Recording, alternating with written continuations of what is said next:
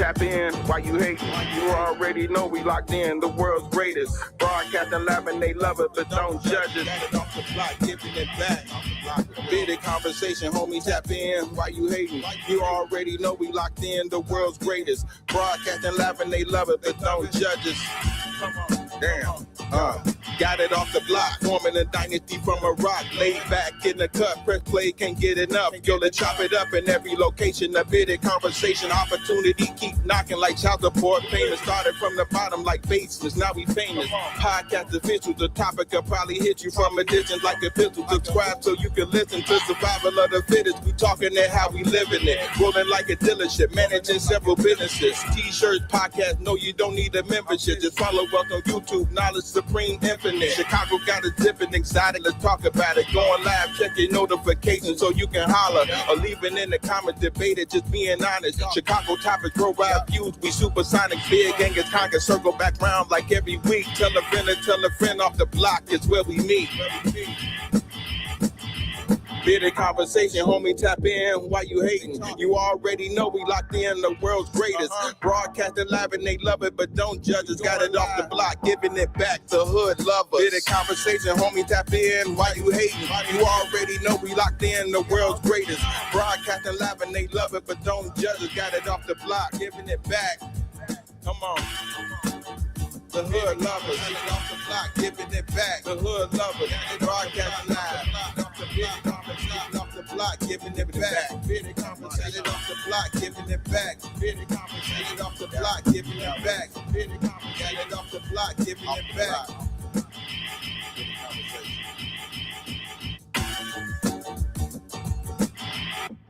Yo.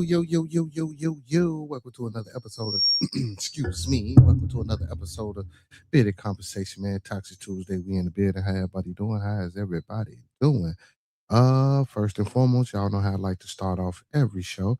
Let's keep everyone in our thoughts, our prayers, our views, and meditations. Once again, let's keep everyone in our thoughts, our prayers, our views, and meditations. And lastly, family, let's keep everyone in our thoughts, our prayers, our views, and meditations. That's people we come in contact with on a daily basis, people we're cordial with, our families, our extended families, and more especially our Bearded Conversation family. Secondly, y'all, excuse me, don't forget to master these 5 key components of life. That's love, peace, respect, motivation, and inspiration. That's love, peace, respect, motivation, and inspiration. And one last time, family, that's love, peace, respect, motivation, and inspiration. And don't forget the most important part about that, man. That's that glue that hold everything together. That's that support.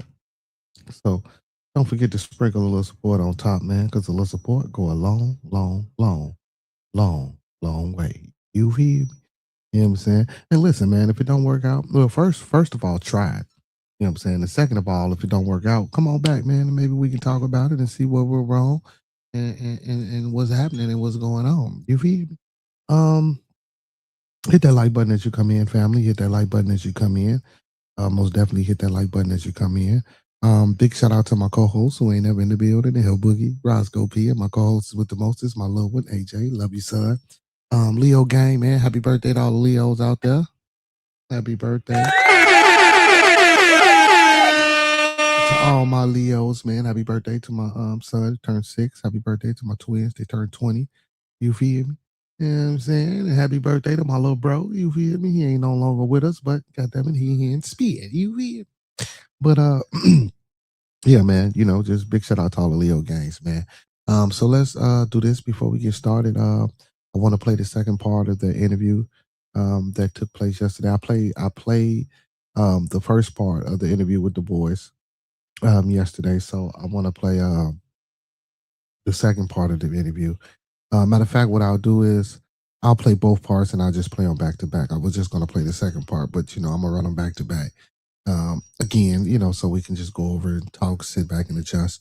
This is an open platform, open forum, open panel. If anybody want to come in, talk about anything, you're more than welcome to free. All I ask that you just be respectable in the chat. So let's get started. So the thoughts, views, and opinions of Bearded Conversations are the thoughts, views, and opinions of me right now. The thoughts, views, and opinions of Bearded Conversation are the thoughts, views, and opinions of me right now. I don't mean to hurt, to harm, or to offend. I don't mean to hurt, to harm, or to offend.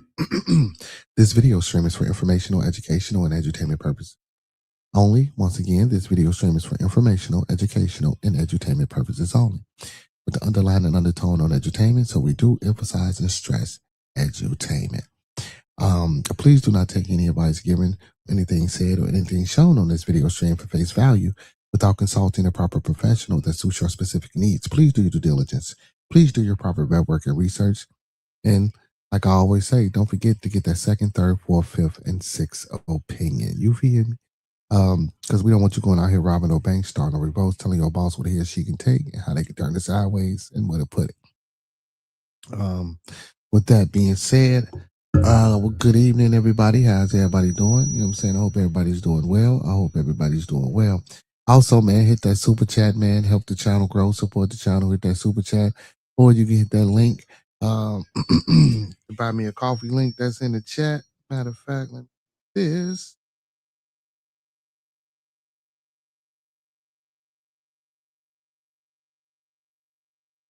So I'm finna pin that link. So if you want to support, like I say, you get the cash app scrolling at the bottom. Hit the super chat, or you guys can hit the message spent at the top, which is to buy me a coffee link. You know what I'm saying? Buy your boy a coffee. I like it black with a breakfast bagel sandwich in the morning. You hear me? But yeah, support, man. You know, that's how, you know, small channels, big channels, that's how we keep this thing going, man. You know, we got to support each other. Most definitely, most definitely, most definitely. Big Stacks, what up, my boy? What's going on with you tonight, Big Stacks? How you feeling? How you feeling? How you feeling? Everybody, man, how y'all feeling, man? It's a chill type of night, man. You feel me? It rain. Man, you know, the knock down trees. Seem like every time it rain, nature just falling apart, man. One of my guys sent me a video. I'm talking about that every tree on the block pulled up from the roots to concrete. I say, damn, man, here in Indiana, you know what I'm saying? I walked my dog earlier, nothing but trees, nothing but trees. This,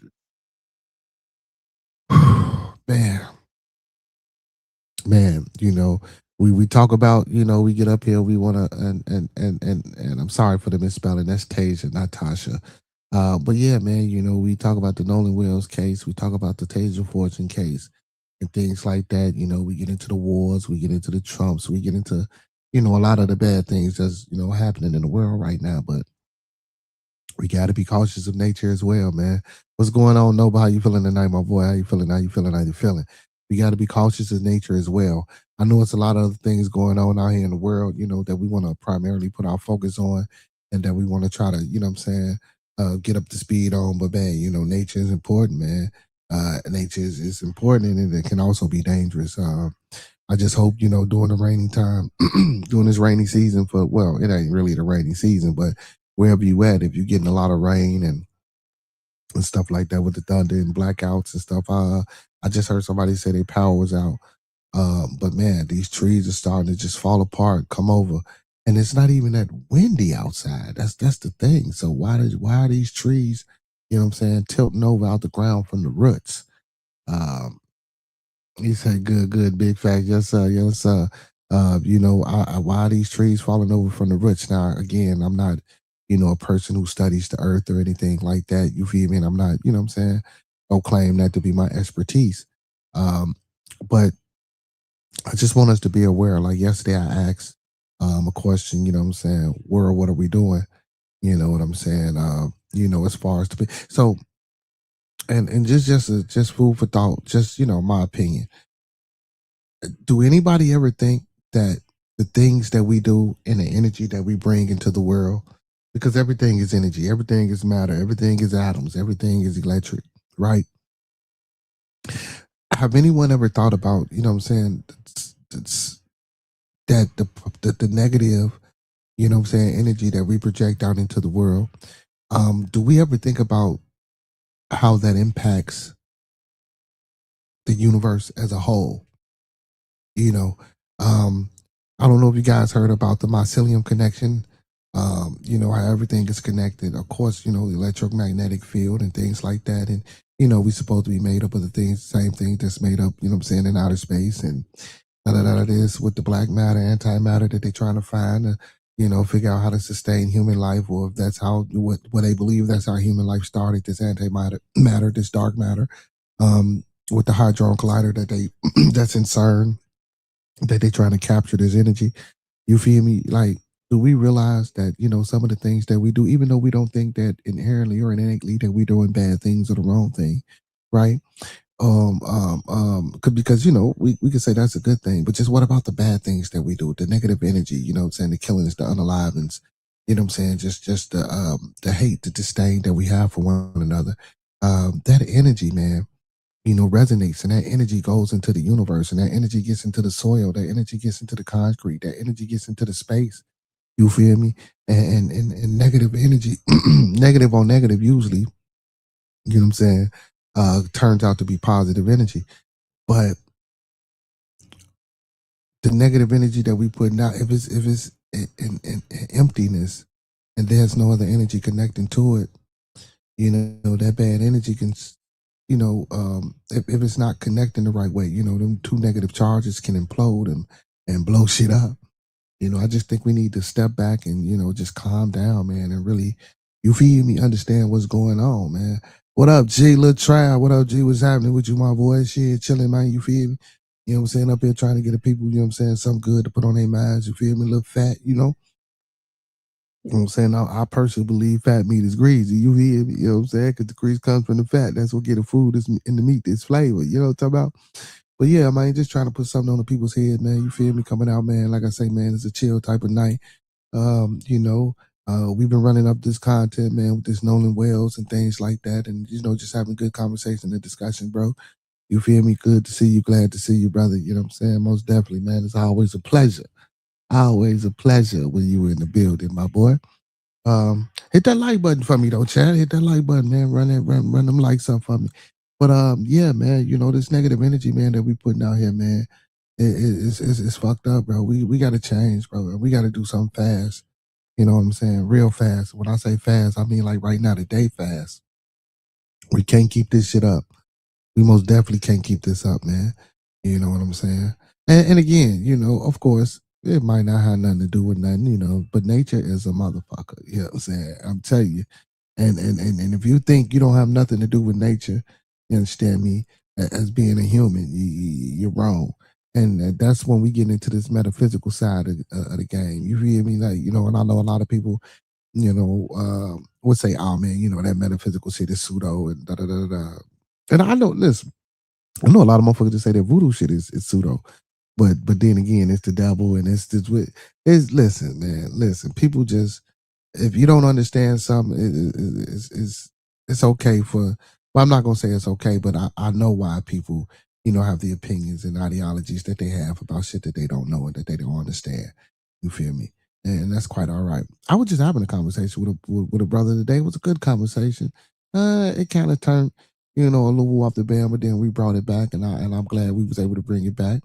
You feel me? He got a little bit emotional, you know what I'm saying, and aggressive and shit like that. But you know what I'm saying? After that, we had a good conversation. You know what I'm saying? You know what I'm talking about? But and that's crazy, man. That brothers and sisters, man. You feel me? I only want that mankind, the human race, that we can't have pliable and plausible conversations about any and everything about the sun without somebody getting aggressive, mad, and in their feelings and emotional. You know what I'm saying? And being ignorant. You feel me? But man, I know that's the way of the world, man. That's how it be. But you know what I'm saying? But we worked it out though, man. You feel me? And listen, I ain't gonna even lie. I kind of got, you know what I'm saying, out my body a little bit too, because as an individual, you feel me, when you show me that aggression, you feel me, shit, it's just my human nature to show you that aggression back. But I wasn't as aggressive. You feel me? And I was able to, tone it down, calm it down, and just walk it off and come back to it. You know what I'm saying? The brother apologized to me, and I apologized to that brother. You feel me? And guess what? Even if I didn't have to apologize, or there was no need for me to apologize, I still did it. You know what I'm saying? Just to ease the, the tension. And then we had a good conversation afterwards. You feel me? And I didn't even know this brother for Adam. You know what I'm saying? But yeah, man, life is life, man. Life is life, man. You feel me? Life is life, but it's gonna get greater, man. You feel me? It's gonna get greater. But let's get into this because I know I'm babbling right now, and I'm just talking about my dad. What happened? I thought I lost my dog and shit. You feel me? But I found him. Man. But let's get to the second part of this Nolan Wells interview with Officer Tatum. And then I want to play a few other videos about white liberals and him trying about he want to sue people and shit like this and that and the third. You know what I'm saying? We might not have a long stream, but we're gonna try to get it in and get on out. You feel me? But let's get to this second part. So what I'm about to show you guys is the second part of the interview that we watched yesterday. This is the second part of the Officer Tatum interview that we watched yesterday with the young men. Well, Warren is one of the young men that was on the boat, and then I think this is a coach. I don't know if this coach was one of the coaches that saw him on the island, but let's listen. Let's check it out, and y'all tell me what y'all think. Let's get into it. I mean, why would we call the Coast Guard? Why would we do the things we did if we know we killed somebody? You don't hear about the pool party because it was on June 27th. You don't hear about anything else that was mentioned. Thousands of lies. And now, the audio comes back, and all of a sudden we can hear Nolan yelling in the background, screaming, we're screaming about how he's dead. That's just a complete lie. If you just murder your best friend on an island, the dumbest thing you could do would be. First of all, didn't nobody say they heard Nolan? They heard y'all. They heard a young lady saying, "Oh my God," and they heard other voices talking about the situation. And again, that audio was not clear enough for me per se to say that I can definitively say that that's what they said, right? So, but what I want to take from the audio is the "Oh my God," because I heard that clearly. I heard the "Damn it, Bart." I heard that clearly. And that could have meant that, and that could have meant anything, and that could have been anything. So again, I don't want to necessarily say that was, what I'm saying, a determining factor on if I think Bart had anything to do with the unaliving of Nolan Wells. We also distinctively heard and clearly heard the operator talking to the captain, and the captain telling the operator that he had just got off the phone with the grandfather. And I think that is just super, super, super suspicious, because if I was sinking, the first thing that I was doing while I'm out there having fun with my peoples, I'm not calling my grandfather, right? Because I'm thinking I'm going to get in trouble. I'm just saying, I'm thinking as a child right now. You feel me? I ain't trying to get in trouble. Let me see if I can fix this problem before motherfucker get up on me. Then I ain't gonna be able to get this boat and shit no more. Yada yada yada. Whatever.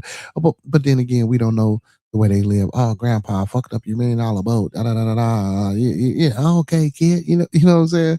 But I'm not saying that. But because motherfuckers get mad, bro. Whatever. I don't know how much money I got, but you mess up something, man, I'm have a problem with it, right?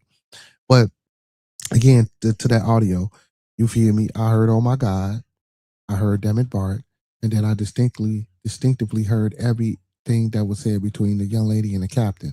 You know what I'm saying? So that's what I want to take from the audio, because any and everything else that could have been, you know what I'm saying, edited or changed or has some digital fingerprints implemented into it, or whatever the case may be, or distorted due to trying to make it due to trying to, you know what I'm saying, make the clarity of the audio better, which again, like I say, I can't tell, you know what I'm saying? But alibi, you feel me? If anything, and then if you got a dead person on a boat and you calling the CEDO, man, you ain't, I don't need the Coast Guard, just come tell me. And 9 times out of 10, bro, like I say, the captain knew your damn grandfather, or you know what, and I'm not gonna say he knew the grandfather. I'm gonna say he was just on the phone with the grandfather. 9 times out of 10, this is a small town, small state. Everybody know everybody. So it wasn't like they was finna come on a boat. They was just gonna tow you, get you to where you need to be, and that was it. To call the Coast Guard. What is your thoughts on that phone call to Cito? Some people have gone out and done enhancements to the audio, and in doing that, created a transcript manually. Now, what I don't agree with is him saying people like. So I don't know the process, right, of what the young lady did to this audio. You feel me? But she stated what she did to this audio. So what I would like to happen is that I would like for Cito or whoever that the original recorded audio, because I know they have it in their archives. I need them to give that original recorded audio to an audio specialist that's in the FBI or that's in the police department, and I want them to try to enhance the audio. You feel me? And to do the things that this audio engineer, that this young lady said that she did. And I want to see, you know what I'm saying, if they can match up or come up with the same things. You know, I want them to run it through the same. First, I wanted them to do it that way, and then I wanted to run it through the process that she ran it through. And I want to see what type of clarity can we get, and you know what I'm saying, do a comparative analysis between the two audios. You know what I'm saying, or the three audios. We can start there. See, this is what I'm saying, man. There's a lot of ways to get past a lot of this speculation or what a court of public opinion, you know what I'm saying, as people like to say. It's a lot of ways to get around a lot of the things that's being said, man. And a lot of this shit is just logical. It doesn't appear that the transcript was derived from an automated system or have any, in my opinion, real integrity with it. What are your thoughts, first, you guys, on the audio, and then I'll get to you, Ed, on could that be a defamatory area the way it was produced? So what do you guys think about that audio? Well, I can go ahead and say that as you posted that clip of all of us on the boat, you know, as it's rolling, not rolling, but right there sitting in the water, Wyatt's on the phone with Cito in that clip. I mean, he's on the phone. Wouldn't you think that you would have seen Nolan on the bottom of on the floor or something, or scrambling around, or everybody in a small space on the boat looking at him or something? I mean, it's just so crazy to think that, why would we call Cito if we have a dead body on the boat? I mean, why would we call the Coast Guard? You know, why would we do the things we did if we know we killed somebody? And then another following up on that is, why aren't we in jail yet? I mean, we're not geniuses. There's no way we could have done a murder. I mean, he said,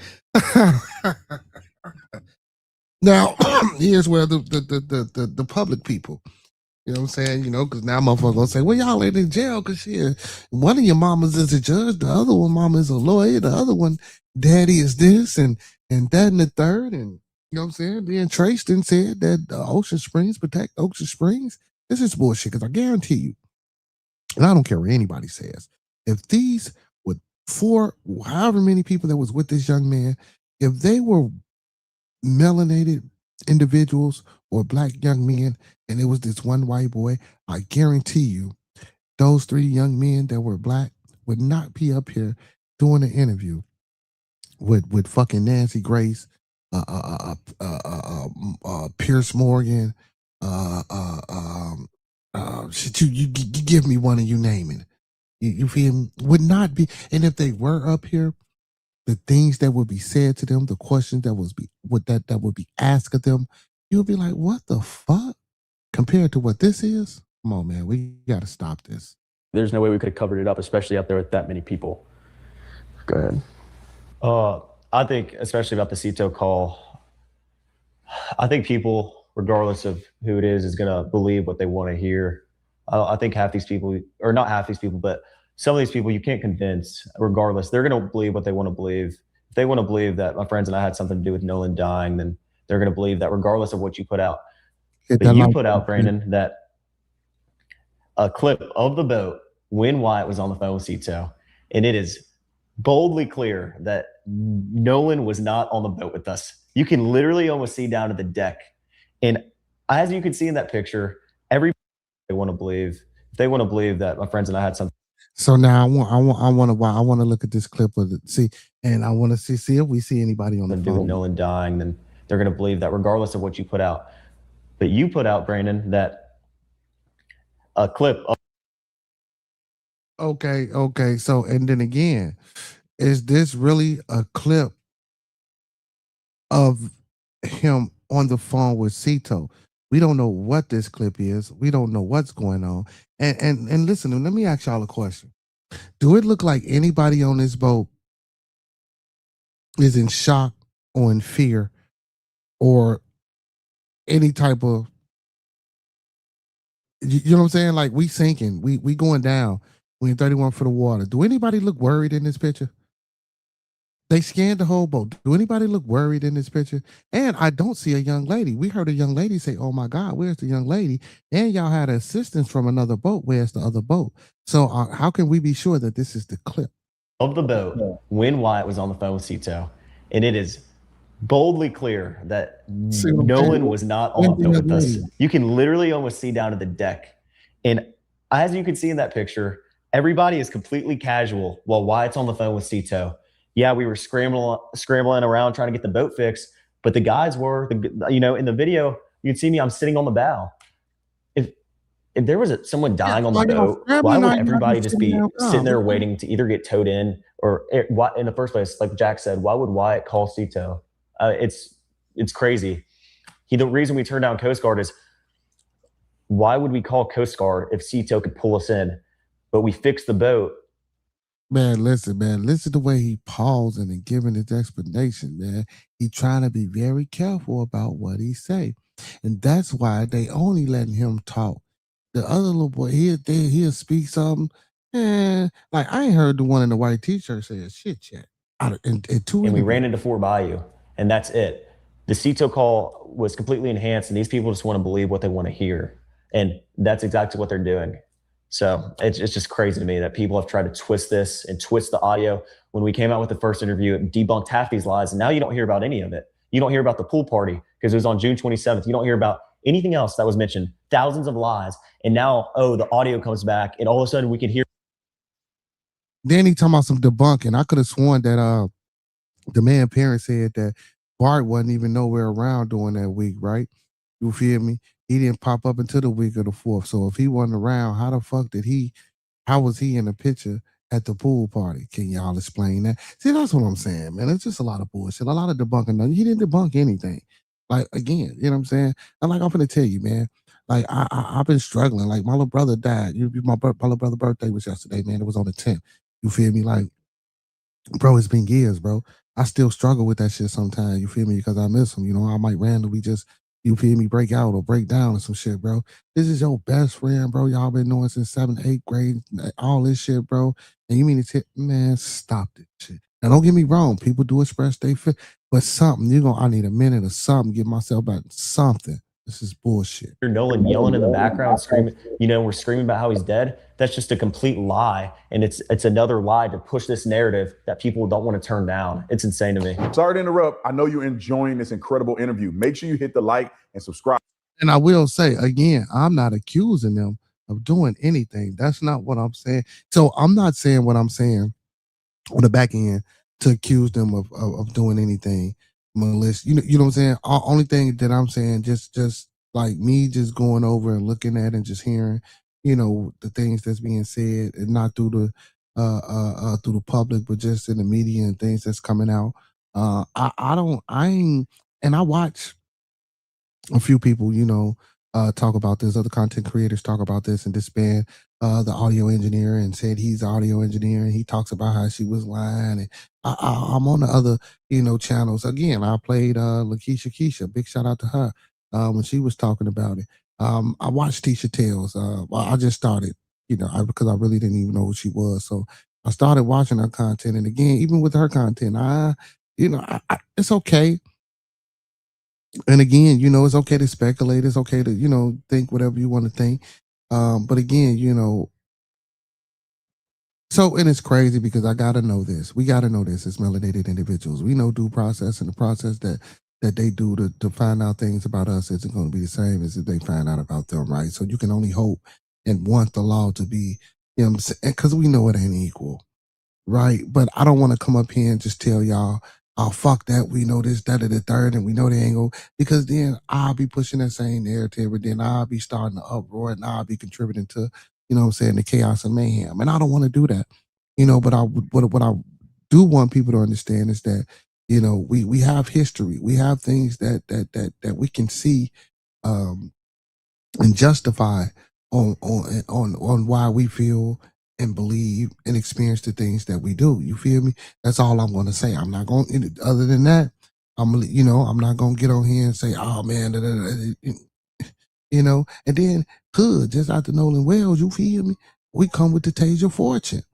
who got on a live in Mississippi, and we'll get into that later. And shit, that ain't even getting no coverage. One thing to naysayers out there, in your opinion, that are naysayers, I want to give you, I don't know, a 30-second opportunity to say what you would want to say to people regarding what you're saying on lies that have been told about you. And I could start here and we'll go all the way down to and we'll end with you, Ed. But Morgan, if you could had an opportunity to have this projected to everybody in the United States of America, many people who have made statements about you and about what occurred that day, what would you say to them? Like just a 30-second, this is what you would want to convey. I mean, first I would say that, I mean, it's proven in evidence that they're all lies. I think that most of these people are just going to, I say most of these people, a lot of these people that have posted stuff out there, they've just been lies backed by no evidence. And if I had one thing to say to them, I'd say, do your research before you go out saying something that's not true, that could hurt someone. Just do your research. I mean, it's easy. All you have to do is just scroll like they do all day long and find the evidence that's right in front of their face. And I mean, it'll prove its own facts. I could say I would want to add on to that, do the proper research. Sort through all the lies. I mean, and a lot of these stuff, like you can just tell straight off the bat it's lies. And for one, it's defaming us. And for two, it makes you look like a dummy. I mean, like you're just saying stuff, just pulling it out of who knows where. And you just look like an idiot on your phone, making this TikTok or whatever.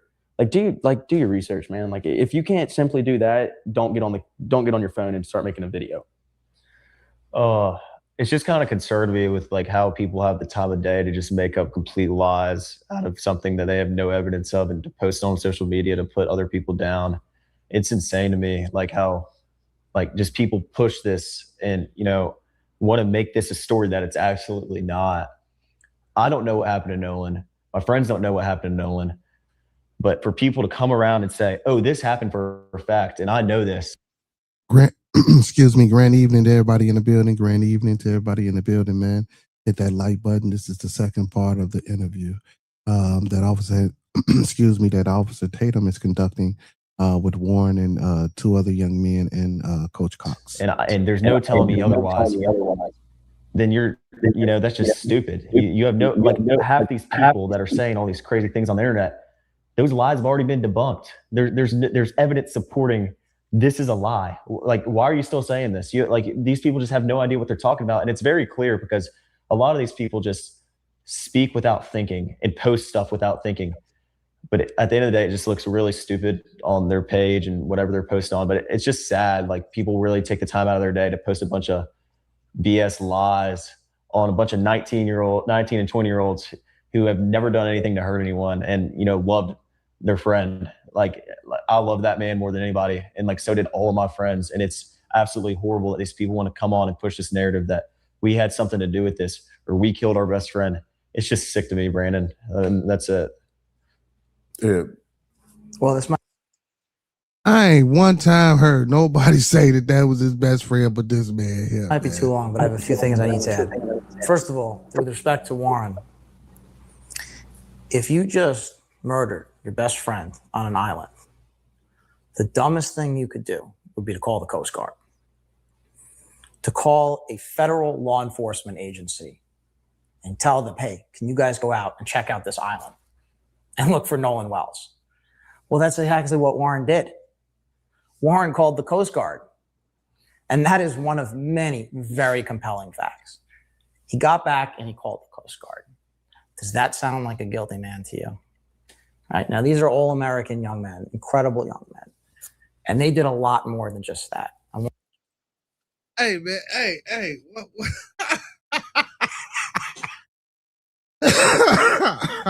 Oh, my goodness, man. Listen to the coach pad.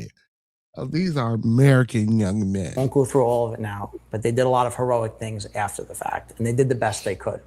And they tried for their dear friend. All of their actions are the actions of innocent men, not guilty men. And again, they are categorically, completely, and totally innocent. All right, but that's not the end of it. I'll say this again. If you lied, you won't be able to hide. If you lied, you won't be able to hide. And you're going to be held accountable. And if you lied about these fine young men, these good Ocean Springs people, you're going to be held accountable. You're going to be sued. I'll tell you, there are going to be lawsuits because we have already identified some of the worst offenders. And it may have felt good for them in the moment, instant gratification, sugar high. They got their sugar high. But long after that sugar high wears off, they're going to find themselves in court, and it's going to be excruciatingly painful. The only thing I can say about that is it won't be quite as painful as what they did to Morgan, Jax, and Warren. So Ed, I got one question for you, because the way you guys articulate the defamation, obviously, if someone puts out online lies, knowingly and intentionally do them, knowing that they're lies, in part, that's a part of the defamation. But is the racial component, because when someone goes out and says things without evidence, projecting that this was a racial encounter, is that a part of this defamation, or does that not count as far as your tactics on defending them or defending their honor, I guess, in this situation? Well, one thing that we're never going to do is we're never going to speculate, and we're never going to guess like some other folks who got their sugar highs and are sucking up all the oxygen in the room for now, and they'll have their day in court. But we can talk about what might motivate people. And I won't talk about any particular people because I am not inside their head right now. But I can tell you that racism for profit is a major factor here. And we don't have to name names. But racism for profit, generating outrage for profit. In the end, it's all about money. And we don't even have to think about whether the racism that these people are talking about is real or fake or anything like that. It's racism for profit. And it's part of the motive. But when you have offenders who defame innocent young men, fine innocent young men, upstanding young men, it might be a constellation of motives. Profit, animus, stupidity, ignorance. Maybe they just don't like evidence. See, we really like evidence here. Tyler Cox really likes evidence. I really like evidence. Morgan, Jax, Warren, we really like evidence. And that's the difference between the other guys and us. And we have evidence. We have the receipts. We have the goods. And we're going to be presenting it in court. And I will say, once we present it in court, we're going to say, now you can't leave. Do you think that the other side, because I've seen through social media that there's a preparation of lawsuits against the boys. Is there merit, according to your knowledge in the space, is there merit to pursuing lawsuits against them? I'm so glad you asked that question, because I can answer that question definitively and unequivocally. Anybody who sues Jax, Warren, or Morgan, they're going to end up paying our attorney's fees. Guaranteed. Any lawsuit, and I'm going to warn anyone right now, anybody who is thinking for 1 second about suing these fine young men, these good Ocean Springs people, you're going to pay their attorney's fees. You're going to lose. You're going to get annihilated. You're going to get crushed. You have nothing. And here's the beauty of it. We know you have nothing because we actually have the evidence. We know what happened. And I'll just say it like this. We have a pair of aces and you have 2-7 offsuit. So with all the negative that's going on, obviously there's been positive that I've seen that have come y'all's direction. I felt like when Warren came out and did the interview the first time, of course, a lot of people decided to say a lot of negative things, but then there's a tremendous amount of people that were very supportive and thankful that they had a chance to hear the other side. So what are y'all's thoughts and feelings on the other side of this, where people have been supportive You know, kind of what are your thoughts on that? What have you experienced in that area? I want to start off and just say that has helped us tremendously through this. One, mentally knowing that there are people on our side that are here to help and want to help and are actually helping with the online stuff. And I want to say thank you to everybody who has made a video on the positive side of things and showing the actual facts and debunking a lot of false information and giving to the Gifts and Go. Yeah, that's another really big one. Thank you so much for that. Giving to the Gifts and Go. That means a lot, more than you could ever imagine. Yeah, Morgan. I just want to say thank you to all the people out there.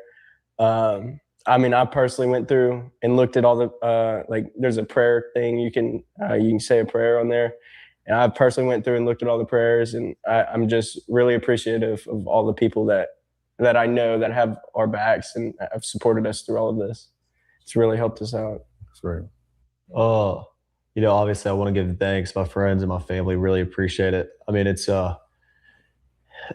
hard to get by every day without having a group of people behind you. And it really helps my friend and I's, especially like mental side of things, you know, knowing that we have a community behind us that is willing to stand for us and stand for the truth. And, you know, we can't thank them enough. Like, seriously, with, you know, like Morgan said, the prayers and just even the money and the Gifts and Go. It's just, I'm sorry, y'all. Sorry, got a little sidetracked. John Blaze, what's up? John Blaze says you can't sue someone who is broke because you're not going to get any money from them. Jamal, he said that's the caucasity. What's going on, John Blaze? Jamal, what's going on? Chris Angel says they are trying to change the narrative. Jamal, he said, what the fuck are you talking about? Chris, is the phone recording not considered evidence? Edward, what's going on, Edward? He say, sue the fuck out of this guy here, man. Chris says they're attempting to distract from the main thing, which is finding out what happened to Nolan, rather that flipping it into a different topic. And you know, well, Warren was the only one that really truly spoke throughout this whole freaking interview. That even the first part, I played the first part yesterday, and I'm playing the second part today. And then the coach is really killing me. Like he really killing me. Jamal said they just admitted right there. We have the evidence. He said keep talking Caucasian arrogance. Right. And then again, like, man, you know what? I'm gonna let y'all do it. You say sue him, Edward? Edward a fool. Oh man, big ups to everybody in the chat tonight. Big ups. He says sue the fuck out of Willie D. What Willie D do? Why you don't like Willie D, Edward? Why you don't like Willie D? You feel me? Why you don't like Willie? He say, I don't care what they say, facts are that they lied, not just once, 10 times already. Look at Edward, who lied. Edward, hey, listen, Edward, you can hit the link, man, and come up here and tell me how you feel and how you think. He said they know what they did. Now, mind you, you know, again, I'm not going to, you know what I'm saying? He said he drowned. I'm not going to sit up here and say, you know, that they did anything or that they didn't do anything, right? Because I wasn't there on that trip. You know, of course, we can always formulate guesstimate, you know what I'm saying, and figure out, you know what I'm saying, what could have possibly happened.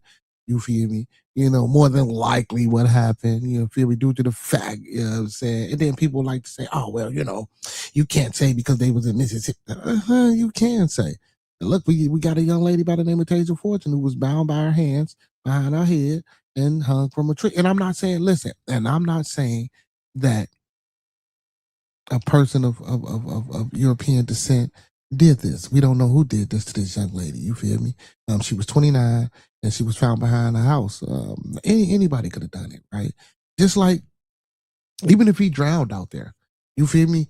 So Edward, I challenge you this. How did he drown and no one seen nothing? It's the question.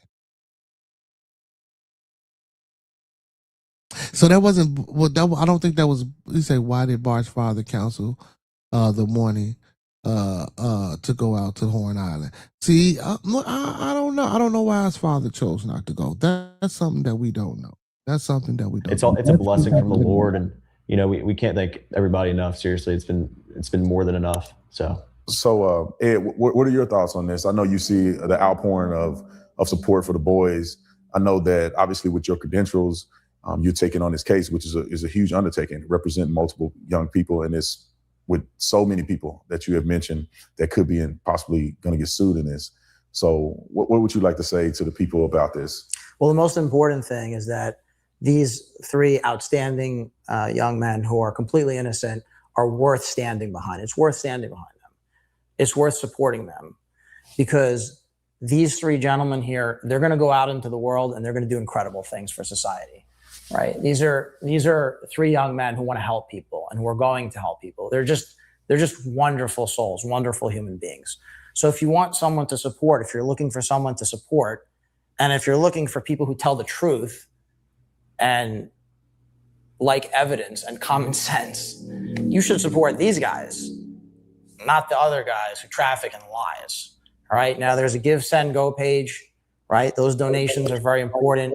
We have an incredible legal team. I'm very, very privileged to be working with Tyler Cox, called Cox. Right. Right. So, but we're going to be bringing powerhouse lawsuits, absolutely powerhouse. But, right, it does require support. And any support is greatly appreciated. But there are also things that people can do that have nothing to do with money. All we're asking people to do is embrace reality, embrace common sense, and don't give in to your worst impulses. Do the research, read, look at the evidence, right? Start judging credibility and look at the respective motivations, the motives. Right. Now, okay, yeah, Chris, I remember that. Yeah. Well, when he was just getting interviewed by himself, he did state that Barr said that his father wasn't going out, and he asked him could he bring his boat out, and he said yeah, he could bring his boat out. Yeah, because he already had one hooked up. Yeah. You're right. I remember that. On both sides, right? On one side, you have some folks who maybe are not motivated by such great things. But what we have on our side and why you should support us, one word for you. My favorite word, which is virtue. We've got virtue. All right. We've got the honesty. We've got the integrity. Right. We're doing the right thing here. Honesty, integrity. That's us. Honesty, integrity, and the truth. And those are very high virtues. And that's why you should support these incredible young men. Well, thank you guys for agreeing to do an interview. I really, the purpose, and I think you guys can agree to this or lament to it, that the purpose is just to get the message out there. You know, I'm not an investigator in this case. I've done this for a living for a very long time. I know when people are lying and when they're not. And I want the world to know the only reason I'm even willing to talk to you guys is because you've shown through evidence that you've shown me and also through your character. Hey man, that's bullshit, man. I believe every police officer some shit run that shit. They all, even people say that, man, I've been dealing with fucked up motherfuckers for the longest time. I know. And don't get me wrong, I'm not saying that you can't be, you feel me, a fairly decent judge of, certain individuals, characters and, how they move and what they do. But, sometimes shit, you can be wrong, and I'm not saying that he's wrong in this case, but that's just a broad statement to make. You feel me? If you asking others not to partake in the public court of opinion, you shouldn't make statements like that. You know what I'm saying? That's just in my opinion. You feel me? Because I believe that's a broad, categorical, subjective statement that he made there. That you guys are trustworthy and you're at least in good faith telling me your side of the story. And so I just want to say thank you guys for doing the interview and good luck. Thank you. You just watched part 2 of an incredible interview. I know that you guys enjoyed it. If you enjoy real journalism, and if you liked it, make sure you hit the like, subscribe. Also, make sure you check out part 3 that's coming up tomorrow. I'll see you there. So, and we will be checking out part 3 that's coming up. You know what I'm saying? Tomorrow we will be on top of the part 3. All right, here we go. I remember the 80s so clearly. The clothes, the music. Oh man, what you say? So what evidence? He says, Bart's father, who is Dr. Wright. Yeah. That's the he's supposedly what is he? A sports specialist or something like that. for injury or something like that. Don't quote me on that, but I do know that they said he's a sports specialist, from my understanding. Right. Let me do this. And I want to play something from T. Even though I really don't rock with TMZ no more, man. You feel well? I never did, honestly. You guys, I never did really rock with TMZ, and this is my first time even, you know what I'm saying, getting on getting notice of Officer Tatum. You feel me? You say I don't trust Professor Cole. You know, and also, you know, he was the director of urban affairs at USA Turning Point. It's crazy. Here we go, boy. Velas. You still come pick me up, Boris. I told you come pick me up, man. I'll most definitely get on that boat with you. You know what I'm saying? The single and celibate one. What's going on, Goddess? How you feeling tonight? Their overall body language gives suspect. Not just necessarily the overall body language, man, just the telltale sign of I don't even know who the other two boys are, right? I don't even know what they got to do with it because the names that were supposedly and allegedly his friends, and I hate that they keep saying. Well, I'm not going to say use the word. Hey, I don't like the fact that they keep saying friends. But Warren, Wyatt, where's Wyatt? Wyatt went in the Cantella, or whoever, whatever you pronounce his name, and I apologize because I don't have all their names in front of me to, you know what I'm saying, pronounce them correctly. But these other two boys, I don't even know who they are. So I don't even know the significance of what they have, you know what I'm saying, to even do with the case. And this coach that's supposedly seen the young man Nolan Wells between 2:30. Well, yeah, he said between 2:30 and 3:30. Is this the same coach to Coach Cox? I don't know. I think it is. This is the coach that said he seen them on the island or whatever the case may be. But to you, Chris, I don't know what significance Bart father would have in this case. Just because. And listen again, y'all. Don't beat me up. You know, I'm not saying you feel me. All I'm saying is that just because he didn't want to go, don't mean that he has something to do with anything. You know what I'm saying? Or maybe he didn't want to go because he knew, or you can insinuate maybe he didn't want to go because he knew that they were trying to take Nolan and he didn't want to be part. You can say that. But again, we can't say that because I don't know. So what significance is it that you have about the father? He said Bart's father is covering up for his son. Bart father is covering. Yeah. And guess what? I think a lot of parents and a lot of people would probably do the same thing. I'm assuming, of course, I don't know. Italian man, what's going on? How you feeling today, brother? Yes, I do travel. Yes, sir, I do travel. I have been plenty of places. Watch Tristan. He said, watch, Tristan is going to wind up there next. I don't know. Chris. I don't know, man. I don't know. As long as he keep his mouth closed and he play his part, you feel me? He should be okay. He should be okay. He's really what I think. EJ, you say really what you think? So you asking me really what I think? If you asking me really what I think, hit my email and I'll tell you really what I think. You feel me? Hit the email and I'll tell you really what I think. You feel me? You know what I'm saying? But yeah, but of course, anybody will cover for their son. You feel me? That's facts. Come on, man. We know that. We know that. I'm not saying that. You know what I'm saying? I know any listen, any self-respecting parent, I guess. Look, if you want to call it that, that's what we're gonna say. Any self-respecting parent is gonna cover up for their child. You know what I'm saying? Of course, any respecting parent will want to cover up for their child. You know what I'm saying? Regardless of whatever the circumstance is. You know what I'm saying? I believe that. I believe that. I believe that.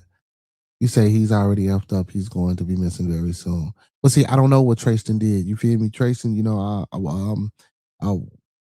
we played this interview as well. And again, that was just ridiculous. So, I definitely don't know. I definitely don't know what he did. But let's get into this TMZ. The gun in the hands of the man who did pull the trigger that night in Vegas 30 years ago. Now, as you mentioned, Tupac was in the car, but in the passenger seat. The person who was driving the car was Suge Knight, head of Death Row Records. And, most... Now, and with this, well, they supposed to be talking about Nolan, but we're going to watch it. We're going to get to it. We're going to stomach through this. I don't know nothing about this Tupac case, right? I don't know, you know what I'm saying, Suge Knight and a few other people, you feel me, supposed to be witnesses out there. I think they got like a 200 witness fucking paid, yeah, 200 witnesses or something like that that's supposed to, you know, come up. I don't know if they're going to, you know what I'm saying, see all 200 of them. I don't know. But this is a 30-year-old case. And I don't know, man. I honestly, now I don't know what to say about this. You know, a lot of people say Suge, a lot of people say Puffy. You know what I'm saying? I don't know if he get out, if he gonna be involved in this. Who knows? So a lot of the people in this case now have died, and including the man who allegedly pulled the trigger. that's right. But the one person who knows a lot is Suge Knight. It's Suge. And Suge, up to this point, has said, I ain't talking. I'm not talking. I am not talking. But And also, not only that, you guys, I don't know, have you guys seen it was a young lady, man. She was lured to her house by 3 young women. And you know what I'm saying, they allegedly got her drunk or whatever the case may be, right? And while she was sleeping, one of the young ladies was standing, you know what I'm saying, up on her phone, and the other 2 ladies were attacking her. One slapped her in the face. They got to pulling her hair. They got the elbow on her, jumping on them with their knees and doing all type of shit while she was screaming. You can, there's video, you can see them dragging her up the stairs. It's all type of crazy shit. And then the police said that they can't do anything about it because she don't remember. How can you not do anything about something that she don't remember when there's video footage? Now there's still an ongoing investigation about it, so I don't know what they're going to do. But from the original, because I read the article the other day, and I tried to find and pull. Well, I did, but it didn't. You know what I'm saying? But that's crazy for you to say that you got video footage of these young ladies assaulting this young lady while she was asleep, laying down, and because she don't remember, because she was so intoxicated that y'all can't do anything about this situation. And then come to find out that she was pregnant. I don't know if the young lady knew she was pregnant, whatever happened, but I know once they got her to the doctor, they found out that she was pregnant, during this alleged attack. So, like, and you're going to sit here and tell me as the authorities that you can't do anything about it because she has no recollection or no memory of being attacked when there's clearly fucking video evidence. It's all over social media. It's all over social media. You didn't hear what he said. He says there's a video of Michael Jackson being this motherfucker say Michael Jackson. Wow. He say this is getting scripted. The team who love and hip hop. Oh my god, what's going on? Aunt T, what's going on with you, my boy? I seen you going off on your rant earlier, man. I seen you earlier going off. What's going on? 2 Wheels, how you feeling tonight? 2 Wheels? You there? Okay, we're gonna move on. Doris, how you feeling tonight? Good. By the way, can you unblock me from your channel if you see fit? I'm not able to post in there. Oh, you blocked? Oh shit, I ain't do. All right, I got you. I got you, Doris. I got you, Doris. I got you, Doris. I got you, Doris. He say, "What's going on tonight?" Yeah, Mama's house again. I got you, man. What's going on? Yeah, it's totally understandable. So I apologize. Hopefully, yeah. Most definitely, Doris. I'm gonna figure that out. You know what I'm saying? Thank you. Yes, sir. So after this stream, I most definitely figure that out. No, ain't no hard feelings, man. You know, we did whatever we did. You know, that shit over and done with. It was one of the mods must have did it, but I most definitely figure out how to unblock. Well, you see, you ain't all the way blocked because you up here. Yeah, no, thank you, and I apologize for my behavior. Yes, sir, and I apologize as well, brother. All right. Well, let's get to this Tupac. Let's finish this Tupac and Suge, and then see. And this is crazy because of course we're gonna finish up with the young ladies that jumped on the girl in a minute. But back to this. So if Suge Knight is one of the witnesses, how is he saying that he ain't gonna testify? Suge at least is talking to us because he is on the phone with us right now. And I'm imagining he is going to be watching what happens in this trial very closely. And he is joining us now. Suge Knight, welcome back to TMZ Live. What's up with y'all, man? So listen, and number one, we really appreciate you calling. We should let people know that you are incarcerated now, so you may hear a prison voice, right? Kind of monitoring. Man, who the hell don't know that this man is locked up, man? Y'all ain't had to do all that. But look, what do you make of Harvey, I think everybody know I'm in the penitentiary. Mayor, I mean, there's a reason the graphic that we're putting up shows you in his prison. It's a fair point, Shug. But just in case, Shug, we just wanted everyone to know. It's a fair point. Y'all always show pictures of me in prison. Wow. Okay, that's a fair point. That's a fair point. Orange is not your color necessarily. I got it. No, it's not. Okay. So I want to say is that, it's always a pleasure talking to you guys. But the thing is that Tupac has so much influence. And I'm always happy to have so many people who love him. My son, Legend, him and his friends, that's their favorite rapper. And my son, Legend, now, he's a basketball player, but he want to be an artist and rapper because of Tupac. This call and your telephone number will be monitored and recorded. So when I spoke with his mother, by the way, is one of the greatest mothers around. Tori does a great job with my son. She said that's all he want to do is be a rapper. And my granddaughter, sister, even says she loves him. So that says a lot. That makes me happy, Yeah, no doubt Tupac's influence is immense. So knowing that and knowing that your son idolizes him, I would think that you're very interested in what happens. Hey man, my own public disclaimer, man. Listen, I love music and I adore music. And I Friday and Saturday I promote and I push and I encourage people that do music to do music. But I am so happy that none of my kids want to be a damn rapper. In this trial. Well, I'm interested in that it should really be a teaching moment. We've been through so much over the years, right? And not just, for his hip hop, for a black man, we go through a lot. And society goes through a lot, in society, period. If we can't learn from it and learn something about it and teach something, we're wasting our time. So I definitely always down for trying to make everybody get a better view of life to help. So, the interesting thing about this case is that, what the prosecution is saying is the best witness for them is Keefe D, because he essentially confessed that he wrote a book. He's talked about this on podcasts. He's now kind of moonwalking back here and saying, well, I had a ghostwriter in the book. What do you make of that? He's full of I look at it like this. It's not about... Man, so in my thing, in relations to the Keefe D thing, whether he took his plea back and said he did it or not, right? My big thing is this, bro. Like, out of all them calls that was around that night, man, when this incident happened, when this tragic, shooting, that unalive, the late great Tupac Shakur, when that incident, all them calls, you mean to tell me did nobody take chase? Did nobody see nothing?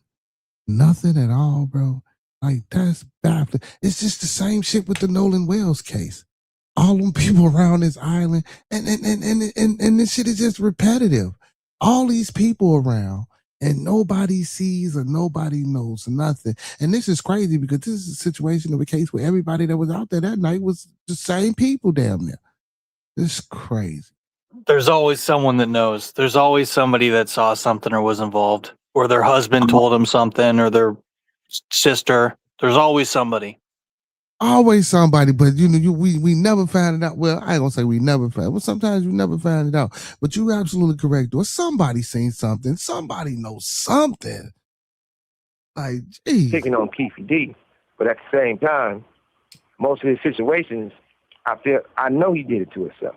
I knew his lawyer. His lawyer was a friend of mine, and I knew about him having immunity and doing that deal a long time ago. But the crazy thing about it, for 30 years or so or more, it cost me my freedom. It cost me money. It cost me business deals.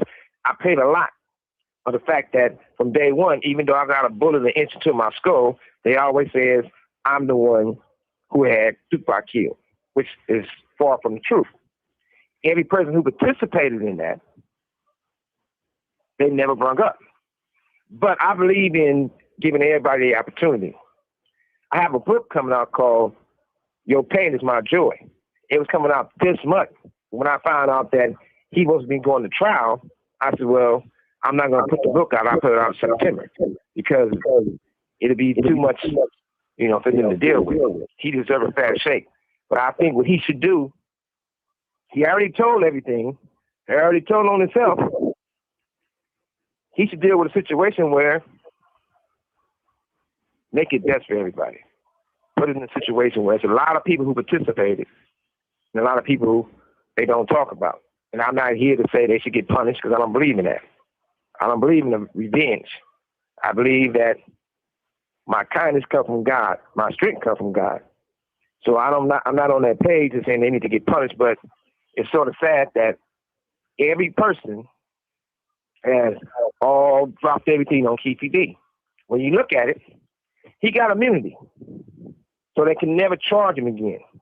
But then he was in bed and dealing with a guy that knew if you do a book, he was on one podcast 7 times, another podcast 5 times, and he did a book.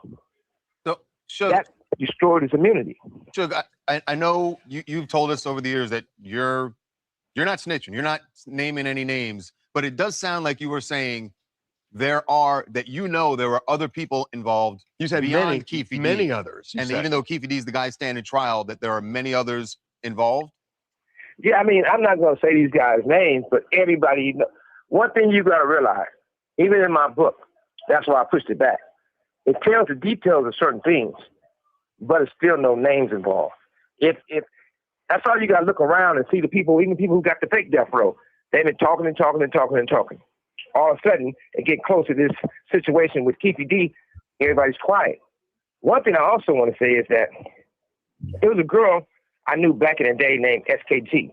She was black, Asian, about 5'6", 115 pounds.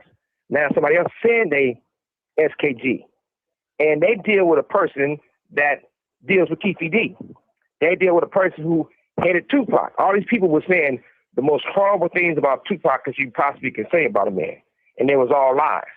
Now they want to act like they're going to report what's going on.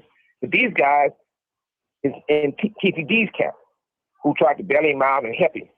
I don't look for bad on him, but I don't look for good on him. It is what it is.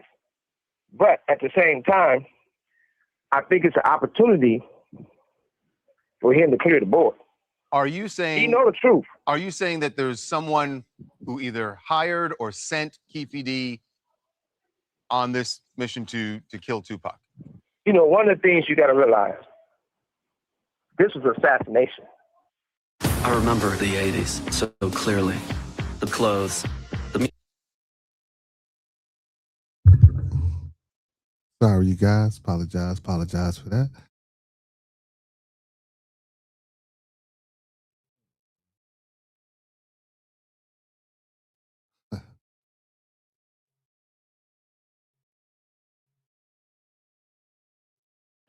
It wasn't over no chain. It wasn't over no colors. This was assassination. And they can do one who assassinated Kennedy and everybody can talk about it. But when it comes to Tupac, nobody really wants the truth because the fact that the truth would have set me free. The truth wouldn't have caused them, the same people who allowed them to allow me, it's the same people. You got to remember one thing, Harvey. This call and your telephone number will be monitored and recorded. What I like about you, Harvey, we got a lot in common. You started TMZ, you are TMZ. I done seen people over the years say, you know what? I'm going to start my own TMZ. You know what? I'm going to do some on my own. And they fail and they fail and they fail. That's like what people say about Death Row. Well, I'm going to start my own Death Row. I'm going to be Death Row. And they fail and they fail and they fail. That's why I with you, because we got a lot in common. But this is the thing. When it's all said and done, this really, all this stuff constantly destroying hip-hop. Hip-hop is one of the most influential art that you can think of. And even today, you got guys still paying for stuff that they have no reason to get a fair shake. Shots goes out to Lil Durk.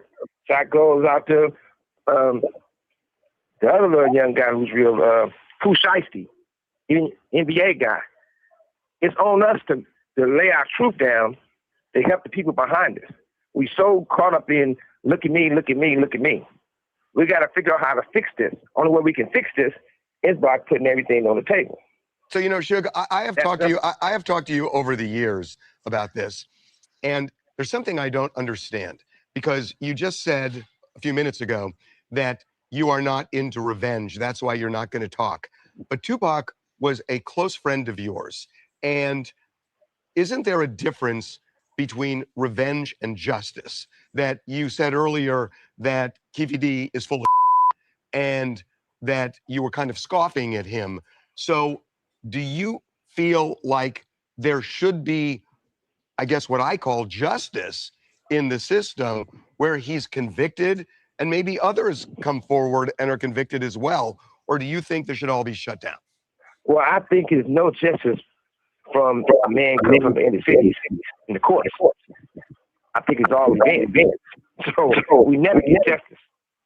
So when you really look at it, You have 60 seconds remaining. you just had it on your show, a white woman stabs a black man to death and kills him, and they get 3 or 4 years.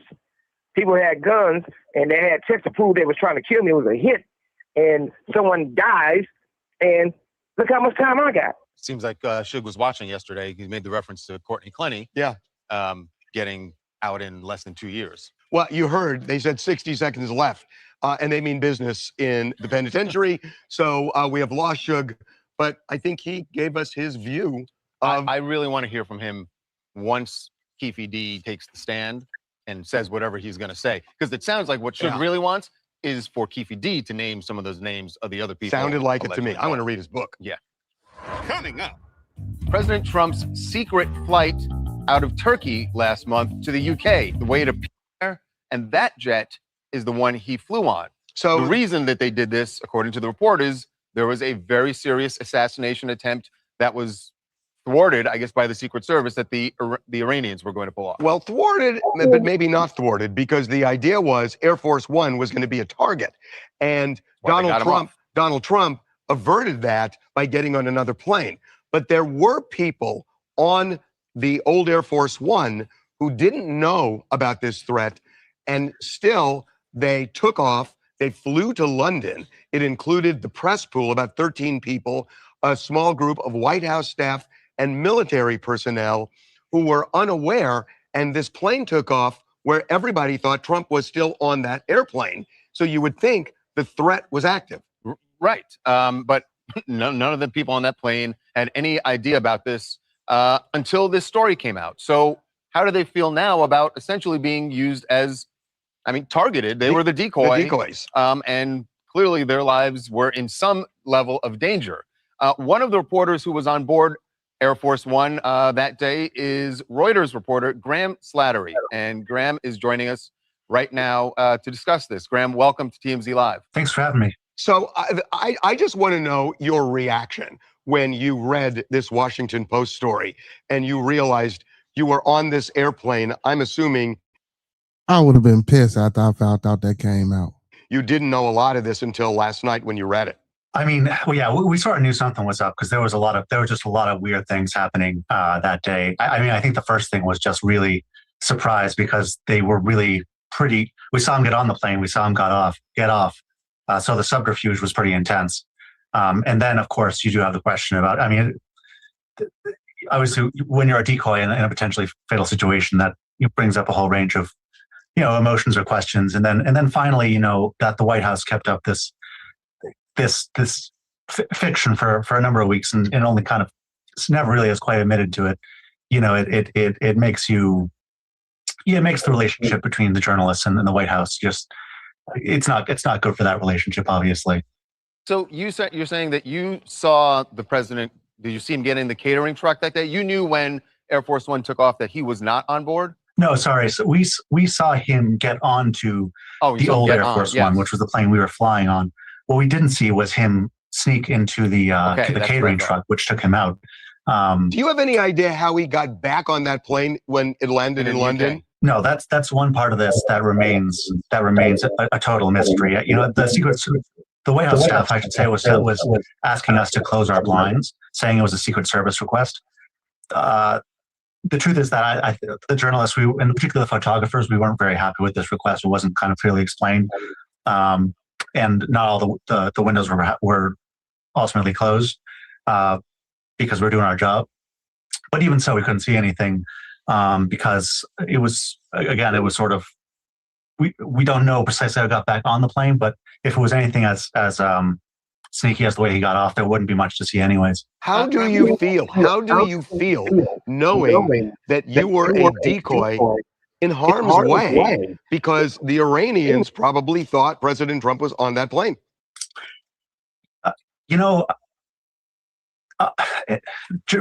a journalist, particularly at Reuters, has a certain degree of risk. I was a foreign correspondent for a number of years. You don't necessarily expect that the risky moments are going to be when you're on the White House beat. That's kind of that was pretty ironic to me.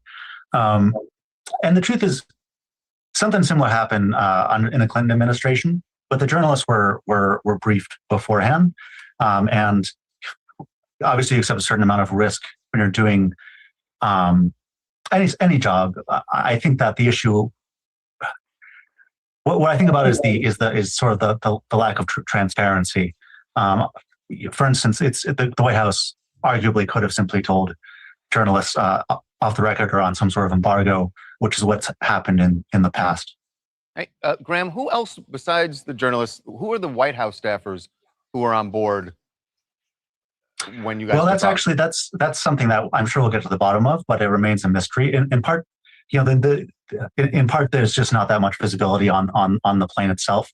So if you don't see somebody come through the press cabin, you don't really know precisely who's on board. We know that Defense Secretary Hegseth was on the other plane, but other than that, there's a lot we don't know. Yeah, but I mean, Marco Rubio was on that trip, so if he wasn't on the plane with, the Wall Street Journal is saying that Rubio was on the plane with the press corps, so that's also very interesting. Yeah. So I got to tell you, I am stunned because we've spoken to other reporters who have kind of had your attitude, because I thought you guys would be really upset that maybe they could have faked a mechanical problem so you didn't take off. But your reaction is surprising to me, because I would have thought, boy, if I were that decoy, with a serious threat that somebody would blow up that airplane, I would be really upset, but I'm not hearing it in your voice. Well, I want to minimize that. It's definitely not. I think as a journalist, the thing that I'm most that is most upsetting is again the lack of transparency and just the inaccuracies, sort of the fictions that were created around this. Obviously, being treated as a decoy isn't great. But again, it's for me, just because of the nature of the job, anytime when you have just arguably a lie being spun to you, that's kind of You just embodied everything by saying being a decoy is not great. Right, you did. I mean, Graham, to that point, I'm wondering how, if you now look back at this joke that the president made talking on Air Force One after all this, where he said to a reporter, there are serious threats all the time, but if I go, you go, right? Perhaps someday you want to change professions. Yeah, that was actually me that asked that question. Oh, really? And so he said that was you he was speaking to directly. I wasn't sure because they never showed that part of it. But you could go and he wouldn't. Is the reality. Right, as it turns out, he wouldn't go because he wasn't on the plane. Yeah, I mean that's part of that's sort of part of the whole being spun the deception issue. It's as journalists, particularly at like an international company like Reuters, so many colleagues that have gone through such incredible risk. Many that have died. Like if you've been abroad, you've probably been in 10 situations yourself. And so I don't want to be overwrought about frankly the DC jobs. Because I just know so many colleagues that are going through such serious risk that not that this wasn't serious. It's. I guess the difference is, Graham, those colleagues you're talking about, and that you're right, they are in those situations, but they know that they're in those situations. You guys had no idea that day, or at least they certainly were, as you said, weren't transparent with you. Right. I think that's actually, and I think that we're sort of getting to the same position in some respects, because as a journalist, you're willing to take risks, but you expect to know about them, Right. You would think. Right. We're glad you're safe, and we really appreciate you coming on. Well, thanks very much. All right. Appreciate it. Thanks, Graham. Coming up. How high was this threat? I don't think the threat could get much higher. There had to be some concrete, hard intel about an inbound threat potentially.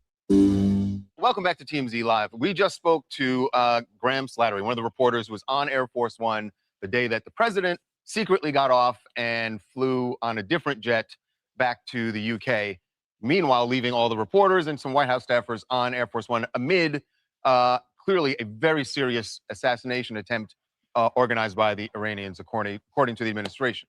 So, and the Washington Post report. But this has happened before, this sort of thing. It happened back in the early 90s with President Clinton.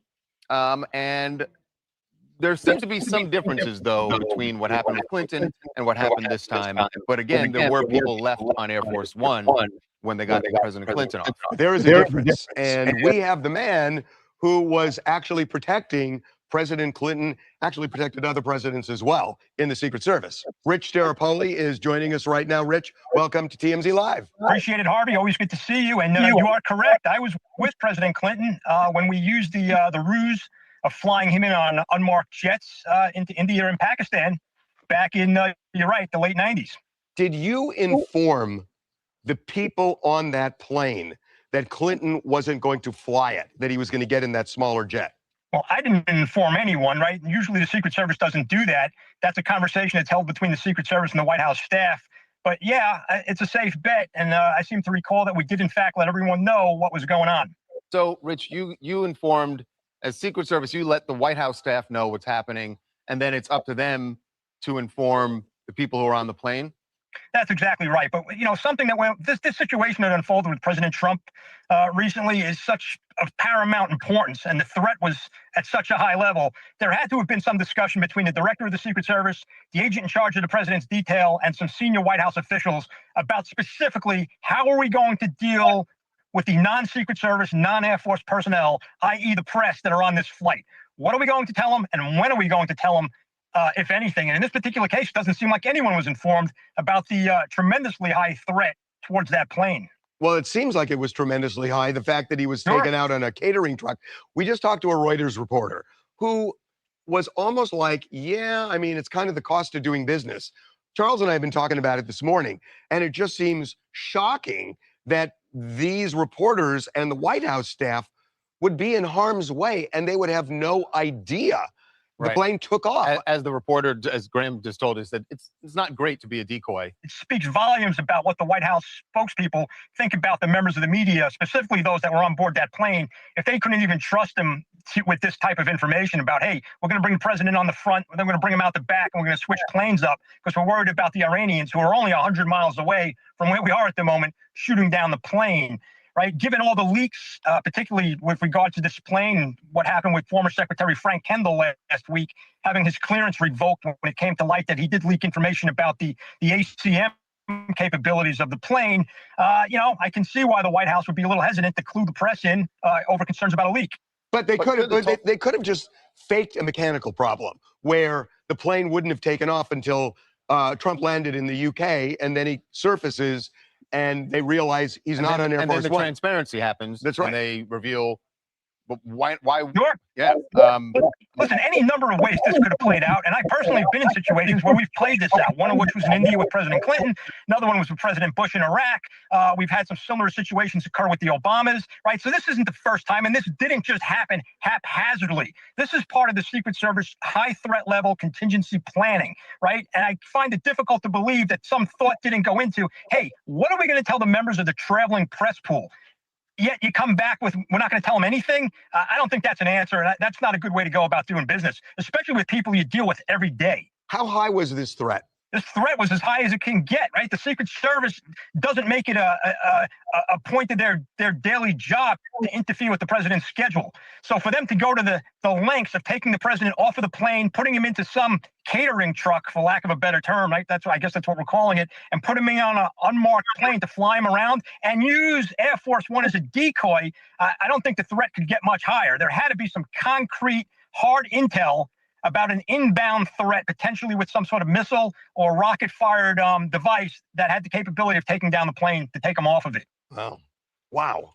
Yeah. It is. I can't explain to you how big of a deal it is for a government employee. And yeah, I've got a nice title of Secret Service agent, still a government employee. Yet I'm going to go to the President of the United States and tell him we've got to take you off of the most secure aircraft in the world, put you in the back of an unarmored catering truck, put you on another plane. In this case, it was a 757, unmarked, because I can't assure your safety and the safety of Air Force One once it's airborne. That is a huge decision that had to be made. Hey, Rich, in that situation that you just laid out, is it reasonable to expect the president, who has the final call, right, to say to his Secret Service detail, what about the people on the plane? Obviously, the first concern is the president's safety. Is it reasonable to expect that a president in that situation might at least ask questions about, hey, what about the folks on that plane? Oh, not only is it reasonable, but I know that question had to have been asked. Right? I've been in a situation before where we've had this exact discussion with different presidents, and that question always comes up. Well, what about the people on the plane? What about the people on the ground? What about the spectators? So you've got to be prepared to handle that. So the conversation that ensued with the president wasn't just with the Secret Service, but certainly with the senior-most White House spokesperson that happened to be on the ground. Yeah. Wow. Right. Hey, Rich, cannot thank you enough for jumping on. Well, certainly appreciate it, gentlemen. All right. Thank you, Rich. Thanks, Rich. That is You got it. Crazy. Fascinating. All of the... Well, also, that threat level was as high as it gets. Coming up. There's a comedian who is doing something very timely and seemingly extremely charitable. He goes into Walmart. Laughter. Be right back. I remember the 80s. Hey, speaking of this comedian, so they served him some papers and saying that all Walmarts had banned him from out of the. Now I don't know how true that is. I don't know if they're gonna talk about it or whatever the case may be. But I think I don't know if it was a skit again because he's a comedian, but they claimed that they banned him from out of all Walmart. So he'll go in Walmart and he'll just pay for people's stuff. Welcome back to TMZ Live. There's a comedian who is doing something very timely and seemingly extremely charitable. Damon Darling has been getting quite a reaction on social media with these videos where he goes into Walmart and just buys people's groceries for them, has a little conversation with them about why they're, what they're buying, who they're buying it for, and he just pays for their groceries. Seems like a great thing. But one of his most recent videos has really surprised people. Now, the only thing that I be tripping about now, look, y'all, and y'all go for what y'all say, man. Y'all get mad at this. So he in Ohio, so you know what I'm saying. Most of the people that he buys shit for, you feel me? They the YT people, you feel me? So I mean, you see a few, you know what I'm saying, other folk, but for the most part but I know what he doing though, you know what I'm saying? He trying to break that barrier, trying to make them comfortable. He trying to, you know what I'm saying, show and change the narrative that, you know what I'm saying, all people ain't bad, you feel me? So I fuck with what he doing. Because it showed Walmart banning him, saying that he can no longer come in and do this, which has a lot of people asking questions. Why in the world would Walmart stop a guy from doing something so charitable? Right. So joining us right now. In my opinion, Walmart should link with him and maybe start some type of non-for-profit or fund or something. You feel me? You know what I'm saying? And to help push this type of program along. Because again, he ain't doing no harm. He's helping people. And a lot of the people that he's helping, like some people try to turn him down because they really don't need the help, but he do, and it all depends. Cause sometimes he'll be like, okay, all right, you show. And he'll walk off. But for the most part, he help a lot of people, man. And some people say, well, I don't need the help. Like, this is crazy. What the fuck is the world coming to? Walmart, it's not like they not losing nothing. They still getting their money. You know what I'm saying? They still getting paid. They still getting compensated. So why would you say that he can't come in and pay for people's stuff? That's insane. Now to talk about this is the comedian himself, Damon Darling. Welcome to TMZ Live. Thank you. Thanks for having me. Appreciate it. So from what you knew, why would they boot you when affordability is the biggest issue in America right now? I can't answer that other than maybe they don't want me recording in their stores. You've done a lot of these videos now. Did anybody ever say to you, You can't. Now, so now, and about the recording in stores, I seen the an article that said that, sometimes people be in what's that? Oh my God, protective custody or something like that. And they be in these little small towns, and by him recording, you never know who catch what or who see what. Now, I don't know if Ohio is a town where they put people or hire people, but if that's the case, just don't put their ass in Ohio, put them somewhere else. But this man is and I don't, and again, not saying that he's recording because he knows that type of shit is going on, but he's just, he recording him doing his good deeds. That's it. That's all. But I being here recording, like at any point before this. I run into employees all the time that say I can't record. But the thing is, with my videos, the people involved in them, they want to be involved in them. They're excited to see me. They almost go to Walmart looking for me, hoping to run into me. They're fans, man, and they're having a great time with it. The audience loves it, and everybody's getting free groceries. So in that video where they mentioned something, is it a trespassing that they're accusing you of, saying that you don't have the right to record there? I mean, I agree with you. Look, your videos are really heartwarming when you see the look on people's faces when they realize. They always seem shocked, like this can't be real. This guy isn't really just giving me money. What's the catch? And there's no catch. It's a heartwarming thing you're doing. So I get it why your audience is watching the videos going, what's the deal? Why this is all good? Well, I respect their wishes. I'm at a point where I'm just going to do what they ask me and not come back and not film at their business. I don't want any problems. I don't want anyone boycotting Walmart. I don't want people to stop shopping at Walmart.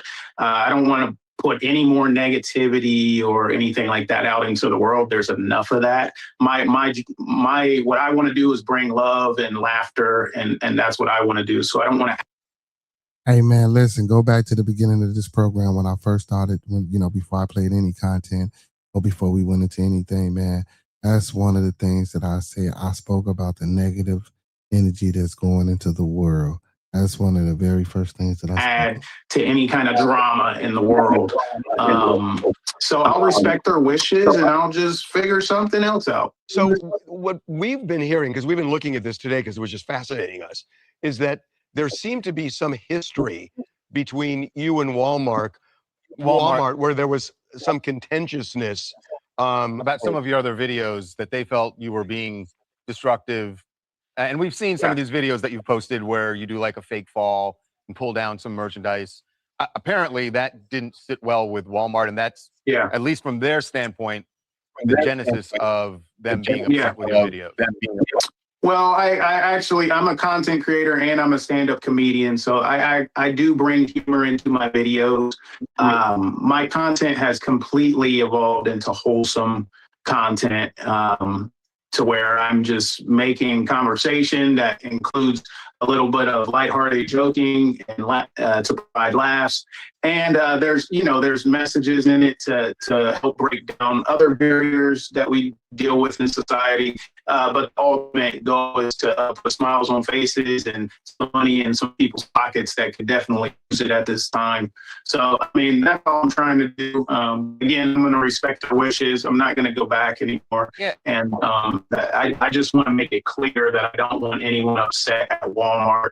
I met my wife at Walmart. I used to work for Walmart. I worked loss prevention at Walmart. Really? So yeah, I love Walmart. And one day, okay. So now, so now you're kind of persona non grata at Walmart. Is Target your next target? No, probably not. I mean, I just don't feel like Target really needs me. They're pretty doing pretty well over there. The clientele, I feel like. To be fair to Walmart, because we did reach out to them to ask what their view is of why they were banning you. They said this is the statement: "We deeply care about our associates and customers. Mr. Darling has repeatedly violated our policies through disruptive behavior and trespassing unrelated to any charitable giving." Listen, you could just do it at a different store, like we said. It seems like maybe you could actually patch things up with Walmart and continue doing it there if they had some assurance that you're not going to do destructive things. I think your videos where you're helping people are really cool and a good thing you should continue doing wherever it is you end up doing it. I agree, man. And all I want to do is create wholesome content, continue to put smiles on people's faces, and make people laugh and bring some joy into this dark world. And I mean, if they see the humor part of it as disruptive, then I mean, it is what it is. But we need some laughter too. So. Okay, we'll buy that. All right. And speaking of laughter, I know you have a tour that you're going to be starting next month. Yeah, this is my 4th national tour. It's called Funny in Real Life. I'll be going all over the country. You can go to DamonDarlingTV.com and get tickets if there's any left. And I hope to see you on the road. And if I see you out in public and you're broke, you won't be broke anymore.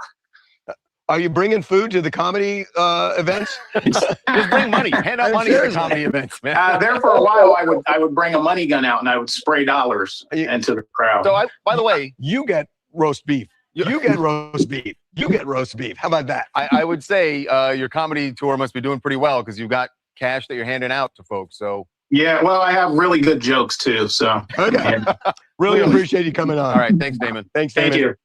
Coming up, I got me some good recon in the Luigi Mangione case. Today was last pretrial hearing, and one of the things that they're raising is the defense wants the media to be able to live stream the trial. I know why.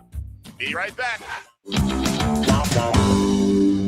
I got me some good recon in the Luigi Mangione case. Today was last pretrial hearing. And one of the things that they're raising is the defense wants the media to be able to live stream the trial. I know why. And these things connect. The defense wants young jurors badly because they think stealth jurors who want to free Luigi because they believe in his cause, that if they can get people under 35 on that jury, they're not going to get a conviction in this case. But what is the live streaming of jury selection? How Because- does that impact? Because the jurors aren't going to be sequestered, it looks like. And if they're not sequestered, then they're people are going to hear all of the chatter online. There's going to be, I mean, look, there would be a ton of online chatter about this anyway, but you're right. If they're live streaming, you'll be able the to see actual it. case, And which doesn't typically happen in New York. That's right. Right. So this is, We don't know what the judge is going to rule on this. Now, the other thing is, this is sort of a be careful what you wish for, that the prosecution plans to introduce Luigi's diary in court to show he planned this killing. The diary also contains a lot about his rage toward corporate greed. And what I'm told the defense is going to do is, you bring the diary in, great.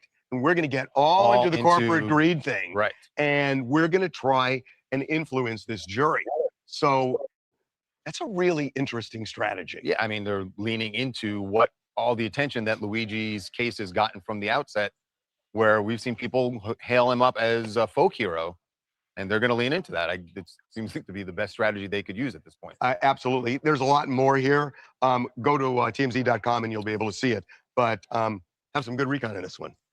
Coming up, you could say there's a Nepopocalypse going on in the latest issue of Vogue. Perfect word. Because it features not only Kaya Gerber, the obvious, just by looking at her, daughter of Cindy Crawford, but also Homer Gear. Be right back. You could say there's a Nepopocalypse going on. Yeah, we ain't doing Cindy Crawford. We ain't doing the Cindy Crawford. We ain't going that far. We ain't going that far. So fellas, what's going on with you tonight? How y'all feeling tonight? Two Wheels, man. I was trying to get your attention, but you ain't answering me, man. What's going on with you? How you feel? My bad, bro. I'm doing something. My bad. You say you're doing something. Yeah, man. I was. Okay, all right, Mr. Doing, Mr. Doing something. All right, yeah, sir. Oh shit, what's going on with you, Doris? How you feeling, young man? Oh, guess he doing something too. Yeah, well, at least he responded the first time. My bad, dog. At least he responded the first time, man. But yeah, question for you two, Wills, real quick. So with the Nolan Wells situation, man, you think they gonna you think they gonna come to a conclusion to find out what happened to him? Man, what's done What's done in the dark gonna come to the light, man. Some got to go down, man. Some got to happen, man. So, in your honest opinion, just as a a person just hearing things like from the media and just public opinion, what do you think happened, or what do you think about the situation? I think. Do you I think think. do you think it's a possibility that I think. I think go ahead, I'm that. sorry. I think them boys ain't telling us everything, man. Yeah, man. I just Okay. think that, man. Okay. I could be wrong, man, but Okay. they don't. They don't seem. They don't seem. They don't seem too. What's the word for? Genuine. Yeah, yeah, yeah. Yeah, they it's like a rehearsed statement, man. Mm. Mm. It sounds like some rehearsed shit, man. That doesn't mean though. I could be wrong as hell, man. But that's just me though, man. So that's just you, huh? Yeah, yeah. But hopefully, the mother and the father get some type of closure and justice. And Hopefully, hopefully. I think they will. I think they will. I think they. yeah, yeah, man. It's sad, man. It just the whole situation is sad on both parts. Yeah, it really is. It really is. It really is. So, Black Therapy said if it was an accident, they should have said it in the beginning. But now they love. I'm saying, but now they lied even more guilty. Now they look. I'm sorry, even more guilty than before.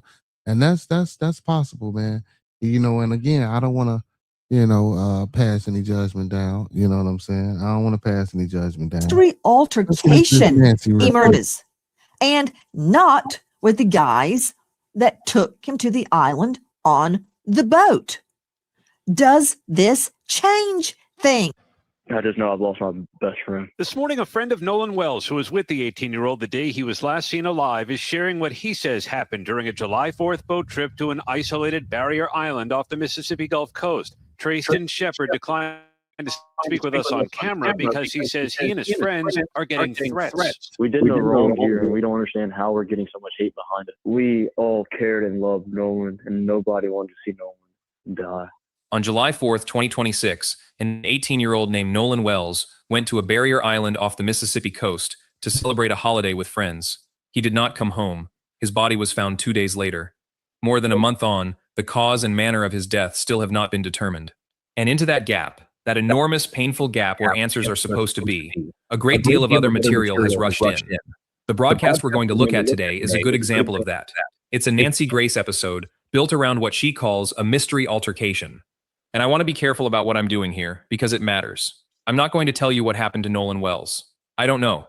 Neither does anyone else outside of that investigation right now. What I want to do instead is watch how a claim travels, where it enters, what happens to it on the way, and what it looks like by the time it reaches you. Notice the sequencing in that opening because it's doing a lot of work. The word bombshell arrives first. The claim arrives second. By the time you hear what the actual information is, you've already been told how to feel about it. And then, almost immediately afterward, she says something I actually think is admirable. She says Crime Stories is not a gathering place for a witch hunt. She says they're here to convict no one. That's a real statement of principle. And she repeats versions of it throughout the hour. I want to give her that. But hold both of those things in your head at the same time. Bombshell, and we're convicting no one. Those two instincts are going to fight each other for the next 50 minutes, and you're going to be able to watch it happen in real time. If people are sending in videos, they should be using those videos to conduct further investigation. There is a group of people fighting at 5 p.m. Who are they? Where was he? He wasn't floating in the water. He wasn't on the shore. Tonight, evidence of a so-called mystery altercation is emerging. Straight out to Crime Stories investigative reporter Dave Mack. Dave, what can you tell me first about this so-called mystery altercation. And this is not with the men that went to Horn Island on the boat. You know what? Let me just be clear. Crime Stories is not a symposium, a gathering place for a witch hunt. We want the truth about what happened to Nolan Wells. We are here to convict no one yet. And if evidence of a mystery altercation with other young men arises, we are pursuing it. Dave Mack, what do we know about some mystery altercation? We think after the Triton left Horn Island. Nancy, this is a mystery altercation that is being described through social media as something that took place around 5 p.m. that day. This is 30 minutes after the Triton already left. And in this particular account, a Bertram boat was seen leaving shortly afterward at a high rate of speed. Now, this social media conversation claims that a person, one of the passengers, pretty certain Nolan Wells was part of a group that was, quote, almost fighting around 5 p.m. Whoa, wait. Hold on, Nellie. Did you say 5 p.m.? Yes. Okay. The reason I jumped in, Dave Mack, is because 5 p.m., if Nolan was seen in an altercation at 5 p.m. on Horn Island, that's after the Triton had already left. Let's see the boat, control room. We're talking about the boat leaving Horn Island. That boat. Had that boat already left when this altercation occurred? Dave Mack, that's a yes, no. Yes. Listen. But the person said in the DM to another kid that is associated, not any of the kids that I interviewed to talk to, but that could be associated to some degree, that knew Nolan, that this person wrote a message saying, me and my husband saw you arguing with Nolan, and to the effect of you're going to spend the rest of your life in prison. So what is the bombshell? Let's trace it backwards, because this is the whole ball game. What we have is a claim being described through social media. Inside that, a direct message sent by a person we cannot see to a second person who is not one of the young men who went to the island, and who is described only as somebody who might be associated to some degree with somebody who knew Nolan. That is the chain. A private message from an unidentified sender to an unidentified recipient at a remove from anyone directly involved, surfaced through social media, and then read aloud on national television. I want to be fair to the reporter here. He says plainly that this is coming through social media. He doesn't dress it up as a police document. That's honest. But once a claim is spoken on a broadcast with that reach, the caveat weighs about a gram, and the claim weighs about a ton. Tomorrow it will be circulating as a thing that happened. Some of you watching this have already seen it circulating that way. And here's what I keep coming back to. There is a version of this same information that would be genuinely explosive. If that person walked into the Jackson County Sheriff's Department, gave a name, and swore to what they saw, that's evidence. That changes things. Until then, it's a screenshot. Now the timing question. This part I understand completely. This is the reason the segment exists, and honestly, the reason it's worth taking seriously at all. Because if that timing is right, it moves everything. The public conversation about this case has focused almost entirely on the 3 young men who took Nolan to the island and came back without him. If there was a confrontation at 5 in the afternoon and that boat was already gone, then the conversation has been pointed in the wrong direction. That's not a small thing. That's the sort of correction that's worth a broadcast. Nolan and another person that he may have been in an argument with, to me, are people that need to be investigated. Guys, let me first introduce Cheryl McCollum, Cold Case Investigative Research Institute founder. Let that sink in at coldcasecrimes.org. She's a star of a hit podcast that I have listened to on loop, by the way, Cheryl McCollum. And I don't like much of what you're saying yet. I keep listening. Zone 7, she's author of a brand new book, Swans Don't Swim in a Sewer, solving the cold case of the Flint River Killer's daughter, and more. But for my purposes tonight, she's a forensics expert. Greg Morse, before I even get to the merits of this, where I meant to go with this is, Everyone has been focusing on the young men that were on the boat that took him to Horn Island. Then we get this audio that we're trying to corroborate, where seemingly in the background, you hear them talking about trying to revive Nolan Wells on the boat. Is that even real? We don't know yet. Or has it been doctored? Trying to find out. I've got experts telling me, renowned experts, by the way, it's real, and renowned experts saying it's not real. It's just like a trial, right? Where it's expert v. expert. Who's telling the truth? Sure. I wanted to talk about this mystery altercation. If it happened at 5 p.m., that boat was already gone. Now, Well, as you're much right. as some people want to hang the young guys on the boat, I want to make sure we hang the right person. If there is a mystery altercation after that boat lift, we need to be investigating that altercation. Well, you're 100% right, because the three young men that are, at least the people are saying are involved in this, that went there with Nolan Wells, there's a specific timeline Put from him what I up. read. Put him They up. needed assistance on their boat. They left at 4:30. You They had just called gave me a CETO. chill So down my spine. if You so, can't if there introduce is something because people say, I don't care what people say on either side. No. They mean nothing to me. What? Nancy, that's the problem when we have things like podcasts today and people who are not qualified to talk about serious things like this. They're not experts. They want to get likes. Law enforcement is going to keep information He close to the said best. he saw the DMs. I don't have Okay, a so what does that reason mean? to think That's he not didn't legitimate. see the DMs. Now, He- many people are arguing that he has taken a side. We have not taken a side. I'm on the side of finding out why everybody got back to the mainland except Nolan Wells. Well, And listen, nobody these saw are anything. teenagers. Nobody knows anything. It's just like Tupac Shakur got shot on the strip at Nancy, Vegas, these are- and we still don't know what happened. Nobody saw a thing. That's BS. These are What? young men hanging out. It's not unusual one may stay behind to hang out with other people. None of that is unusual for teenagers partying and having a good time. So that fact alone doesn't Morse. mean anything. What? Where's your cell phone?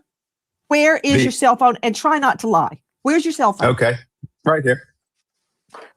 Oh, really? Because here's mine. So you want to tell me Nolan Wells stayed behind and his cell phone went without him? I understand. Don't everybody start screaming that he didn't want to get it wet. Of course he didn't want to get it wet. But there's ways around that. You can go put it on shore in your shoe, like everybody else does, to hide it from people, and then retrieve it when you go. But no, he let the boat leave with his phone.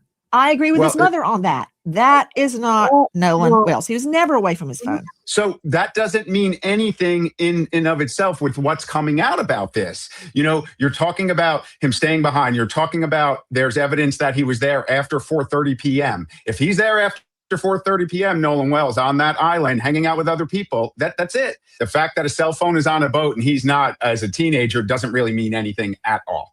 Okay, you know what? I asked you about a mystery altercation, and should we be looking in that direction right now? And you're like going on and on about the cell phone. No, but everybody that's that my owns a point. cell phone, But- which is everyone, but knows you never Nancy, leave that's without my your cell point. phone. You have to look at what really happened. If there was this mystery altercation, then yes, the police need to be investigating that. They need to be looking into that. So let's put the strongest available fact next to it. GPS data from the Mississippi Department of Marine Resources, reported by CBS News, shows the boat left a private dock that morning around 9:56, arrived at Horn Island at 11:14, and departed the island at 4:31 in the afternoon. That is not a rumor. That is not a direct message. That's instrument data, and it is one of the few genuinely solid things in this entire case. Attorney Ben Crump's office has said Nolan was last seen on the island around 3 o'clock. So the shape of the question is real. There is a window after 4:31, and it is not accounted for. What fills that window, though, is exactly the part where the evidence stops and the speculation starts. And you're about to watch a room full of professionals disagree very sharply about how to handle that. Before we get into it, if you want more breakdowns like this, where we separate what's documented from what's circulating, subscribing genuinely helps. That's it. Let's keep going. You know what? Let's hear Tatum again. And hey, take it for what it's worth. Try to get the truth out of what we're hearing. Okay? Listen. Nolan and another person that he may have been in an argument with, to me, are people that need to be investigated. With that, I agree with Tatum. as much as we disagree on practically everything else, if this happened, and forget about the girl, I'm talking about the altercation. Cheryl McCollum, come on. He dies. Nobody sees him. The others get back safely. Now we're hearing about an altercation afterwards. And I'm not ruling out that he was on that boat when they left. But now I'm hearing about an altercation. When you can't tell the truth of what's happening, look at who was angry. Look if there was an altercation. I don't know what happened, but when I hear altercation after the Triton left, I've got to go there. You got to look at it. You absolutely cannot ignore it. But one thing we already know from the second autopsy, they would have mentioned if he had any type of injury to his knuckles, if he had been in a fight. We didn't hear anything about abrasions or bruising or any type of injury that would be indicative of somebody that is a college football player fighting somebody. Okay, now I've just told everybody that you're a forensic expert. It's starting to taste like a dirt sandwich. Because, okay, I'm going to let you sit in the corner and think about what you just said. Joe Scott Morgan joining me, professor of forensics, Jacksonville State University, author of Blood Beneath My Feet on Amazon, star of a hit series, Body Bags with Joseph Scott Morgan. He is a death investigator with over 10,000 death scenes under his belt, deaths of all genre. Joe Scott Morgan, let's refresh Cheryl McCollum's recollection. That's what you say in court when obviously the witness is gone off the rails. Your Honor, pause, Your Honor, objection. May I refresh the witness's recollection? In other words, get it together. Don't you remember what we just talked about before you got on the stand and you give them a piece of paper and go, can we see that the drawings on the autopsy control room? Joe Scott, there's a big, thank you. There's a big honking mark, subcutaneous, deep reddening tissue on his occipital. If I hit somebody in the back of the head, it'd be right there. We don't know what that is. No, we don't. But to Cheryl's point, she's accurate. And here's why. Because in forensics, it's not just about positive findings. It's also about negative findings, those things that we are absent. So in that report, as she had mentioned, there was no indication that there was any kind of contusions on the hand, the arm, no kind of defensive event like a parry with a forearm, scuffing of the knuckles, that sort of thing. This forensic pathologist that did the second assessment didn't see any evidence of that. And so that's the first place I'm going to go to, aside from not having the actual primary autopsy report that has not been released yet. But you've got an individual that has in fact been retained by the family that's making this assessment. And it's a pretty damn thorough assessment, as a matter of fact, based upon many of them that I've read over the years. You don't see any kind of insults to the arms, the hands, anything like this. The one thing about that thing in the back, this focal area that they're talking about is, and I come back to this all the time, Nancy, is that his body, Nolan's body, is in such a state of decomposition to this point that he cannot make a definitive assessment on that area. And he did a multi-layered dissection, which, by the way, according to him, had not been done by the state medical examiner's office in Mississippi. He just went about it a different way. And as a matter of fact, if you like that one, I got another one. The examination that this physician in D.C. did on Nolan's remains ranks right up there with the most thorough, hear me talking, the most thorough dissection that you can possibly do on human remains. It's the same one that we do on bodies that have died, individuals that have died that have been incarcerated, in custody deaths. You know what all that means: in the back of a cruiser, in a holding cell, in a prison. Those autopsies rank right up there with the most thorough that we can go. It's a very deep dive that they did on his body. Joe Scott, you are stating that due to the level of decomposition in Nolan Wells's body, that you can't really figure out why his occipital bone area had deep reddening, and that was seen nowhere else in the body. That's because of decomposition. Isn't that true? Well, it's true in the sense that that's what Didn't you just say that?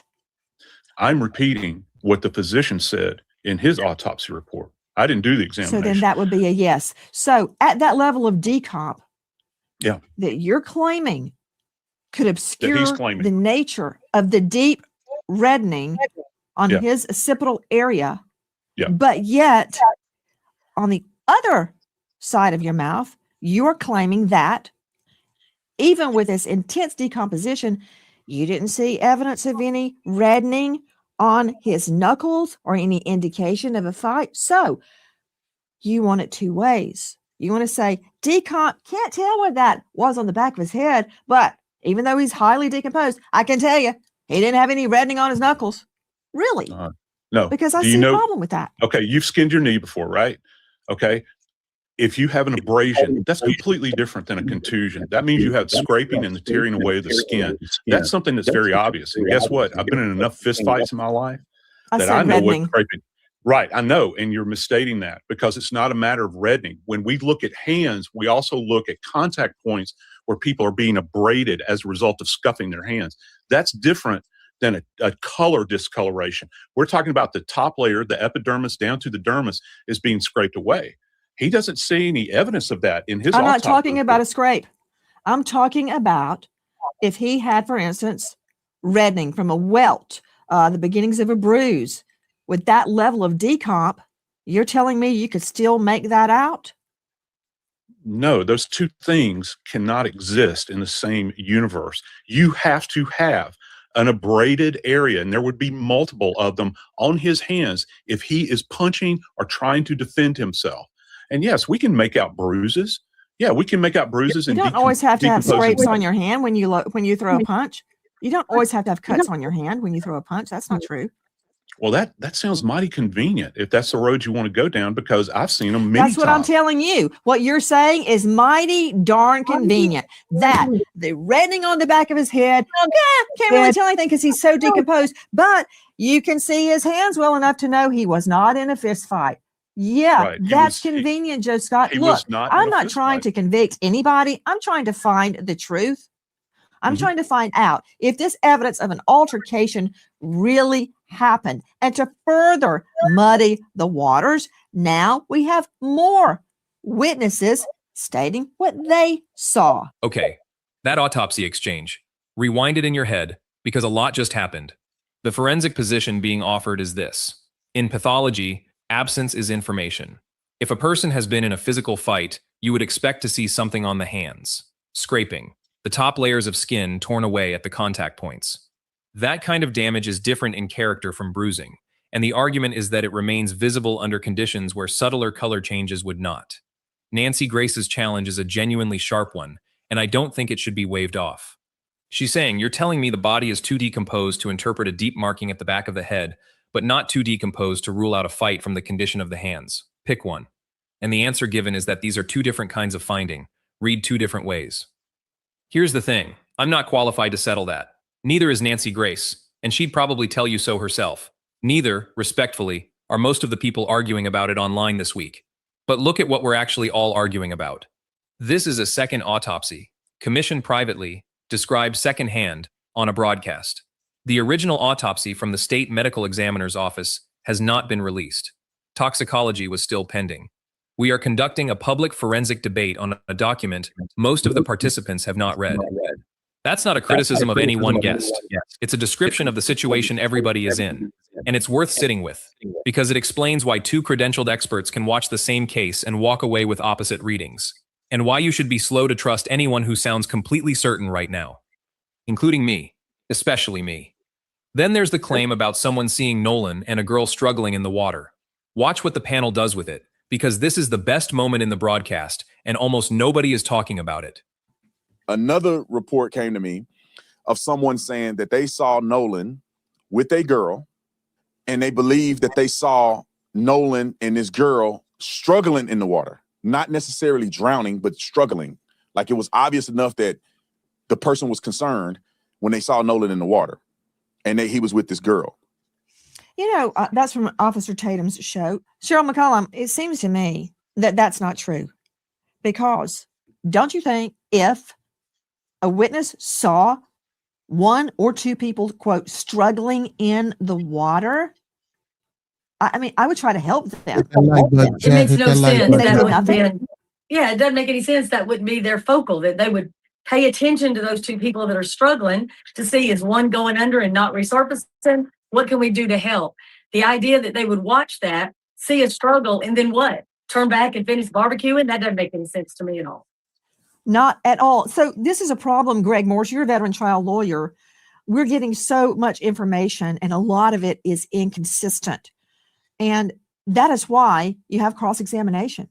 So you can test the evidence, test whether it's true under the fire of cross-exam.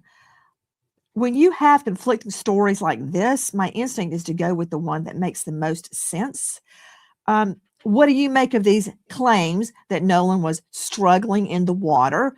I really believe if he had been, quote, struggling in the water, that either she or her friends would have come forward by now. I mean, what about these guys on the boat that had already left? Don't they want to save them? I mean, I'm just trying to find out what happened to Nolan. And if this is true, it may place him on the island after they left.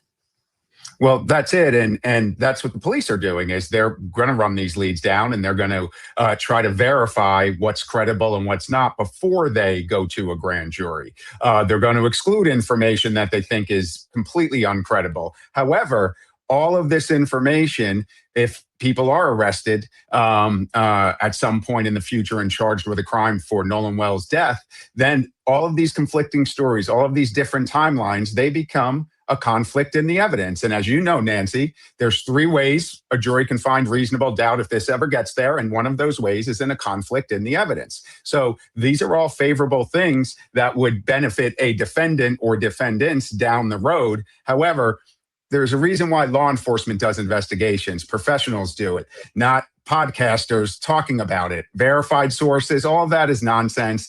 The police are going to keep information to themselves. They're going to also...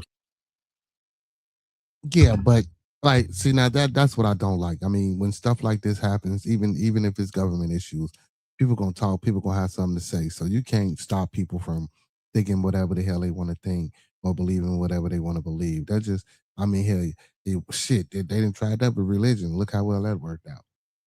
Keep information private so they can test statements that come from people and verify what they're saying based on factors that don't get released in the media. So clearly something happened after 4:30 when the Triton boat apparently left.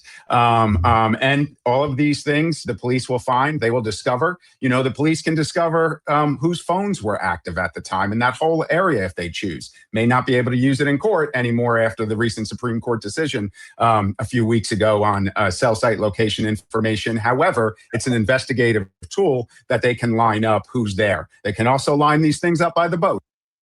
I bet just coincidentally, this motherfucking law come up.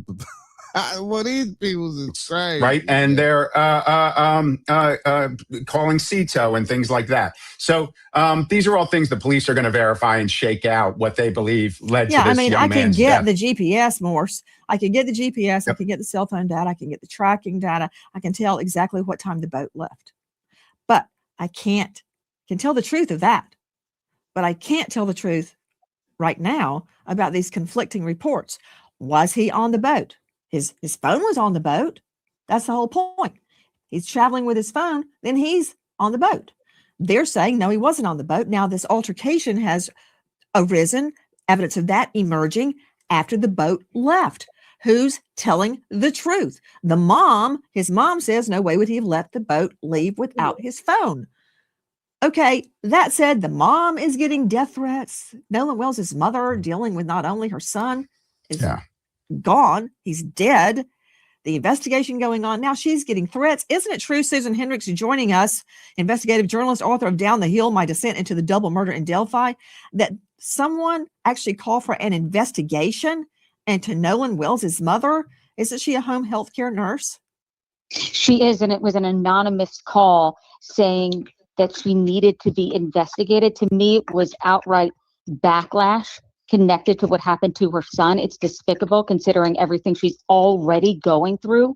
Anonymous calls to say that she's not up to par and needs to be investigated. It's sickening. They apply a simple test. If a person genuinely watched 2 people struggling in the water, struggling badly enough that it registered as alarming, What do they do next? They shout. They point. They go in. They tell somebody. They come forward afterward. What they don't do is watch, turn around, and carry on with their afternoon. That's not forensics. That's not law. That's just asking whether a story behaves the way human beings behave. And it's a test almost anyone can run at home, on almost any claim, in almost any case. I'd encourage you to use it liberally over the next few weeks, because there is going to be a lot of material to use it on. Note also where this claim came from. It was attributed on air to another commentator's program, a podcast, not to an investigator, not to a document. So you have a broadcast reporting on a podcast reporting on an anonymous account. Each layer sounds a little more official than the last, and not one of them adds a single verified fact. And then, near the end, a guest lays out the actual standard, photographic evidence, named witnesses, timing that can be independently placed, boat movement that can be checked against GPS. And the last item on that list is the one that matters most. Will the person come down, talk to law enforcement, and swear to what they're saying?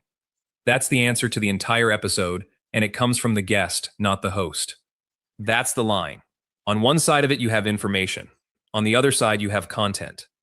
I'd note her name is Cheryl McCollum, spelled S-H-E-R-Y-L, and she runs the Cold Case Investigative Research Institute.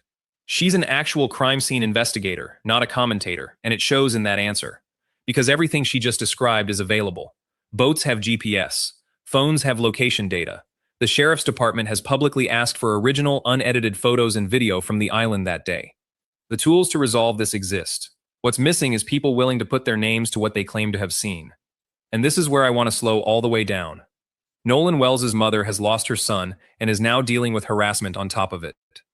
The families of the young men who were on that island have described receiving death Well, of course, we know it's not a lynching because threats. Never mind. Thousands of them, by one father's account. At least one person connected to that day has retained a lawyer. Nobody in this case has been charged with anything. The district attorney has said the matter will go before a grand jury once the investigation concludes. That is the process. It has not run yet. So when a claim moves from an anonymous message to a broadcast to your feed in the space of about a day, that is what it lands on. Real families on every side of it who are already having the worst summer of their lives. You can want the truth about what happened to Nolan Wells, badly, urgently, the way his parents want it, and still refuse to hand that want over to whoever shouts the loudest. So let me leave you with what is actually established, because it's short. Nolan Wells traveled to Horn Island on the morning of July 4th. He was last seen around 3 in the afternoon. The boat he arrived on left at 4:31 without him, and without, apparently, his phone. His body was recovered on July 6th. His cause and manner of death remain undetermined. The state's autopsy and toxicology results have not been publicly released. No charges have been filed. Everything else, the altercation, the audio, the struggle in the water, is unverified. Every last piece of it. There is a reward for information leading to an arrest and conviction, and it has grown past the figure quoted in that broadcast. If you have original photos or video from Horn Island on July 4th, the Jackson County Sheriff's Department has asked for it directly, and Ben Crump's team has a line open as well. I'll put the current numbers in the description, and I'll keep them updated as this moves. If this breakdown was useful to you, comment with what you'd want examined next. I read them, and they shape what I cover. Nolan Xavier Wells was 18 years old. He deserves an answer that holds up. I'll see you in the next one. All right, folks, an update on the Nolan Wells case. Mississippi officials have confirmed the autopsy on Nolan Wells has been completed, although it's completed, no word on when it's going to be released. USA Today is reporting that Bailey C. Martin, a spokesperson for the Mississippi Department of Public Safety, said the state medical examiner completed the initial autopsy on Wells on July 7th.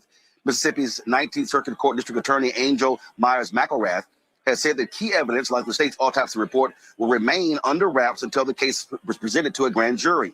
Now, we've all heard the audio and the enhanced audio from the emergency calls made by Nolan Wells' friend. Now, that audio is leading to more questions about what happened the day the 18-year-old disappeared and what led to his death. On Thursday, at the National Urban League's annual conference in Nashville, family attorney Ben Crump gave an update on the case, and his parents, Christine and Elmore Wansley, they also had a lot to say about the investigation.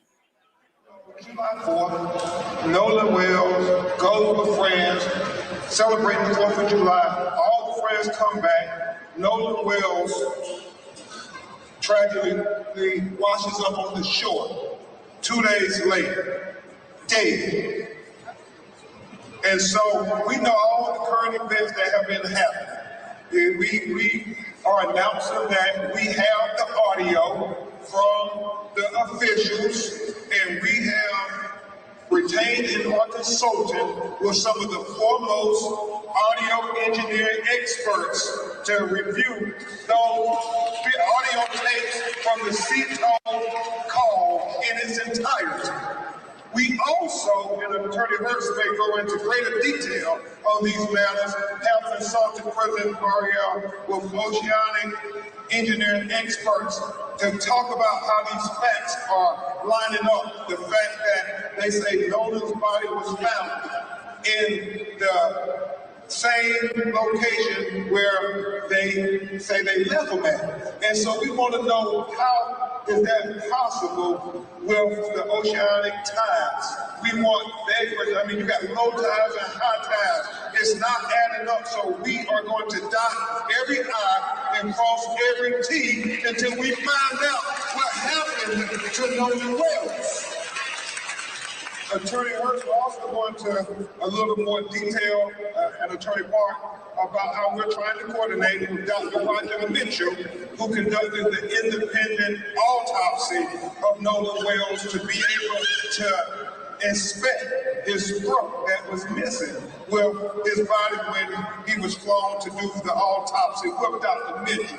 Also, we are hopeful that they will discuss with Dr. Mitchell the photographs and observations made at the time when Nolan was first discovered, because Dr. Mitchell did not get an opportunity until July 10th to be able to examine his body. And at that time, we know the airways and the lungs had already been dissected and so forth, so we can't tell if there was the presence of water or not. That would suggest whether he drowned or not. And remember what Dr. Roger Mitchell said in his autopsy, President Mario, he talked about the fact that to say he drowned does not draw the conclusions of what happened to Nolan Wells. He said it is equally important to know at what condition was Nolan Wells' body when he went into the water. Was he conscious or was he unconscious? Was he forced into the water or did he go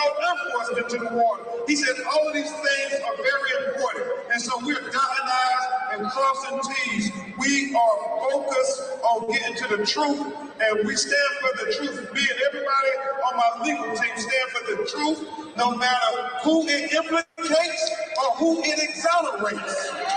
We stand for justice, no matter who it convicts or who it acquits. And we stand for transparency, so everybody can see. And that's all we want. We want answers. We're not casting aspersions on anybody.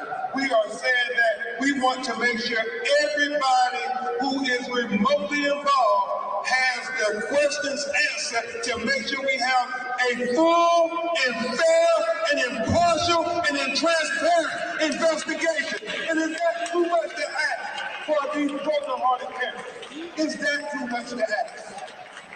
That's all. If it was your child, wouldn't you want the same thing? And I get it. They're attacking me. They're attacking Reverend Al. They're attacking the parents of Nolan Wells.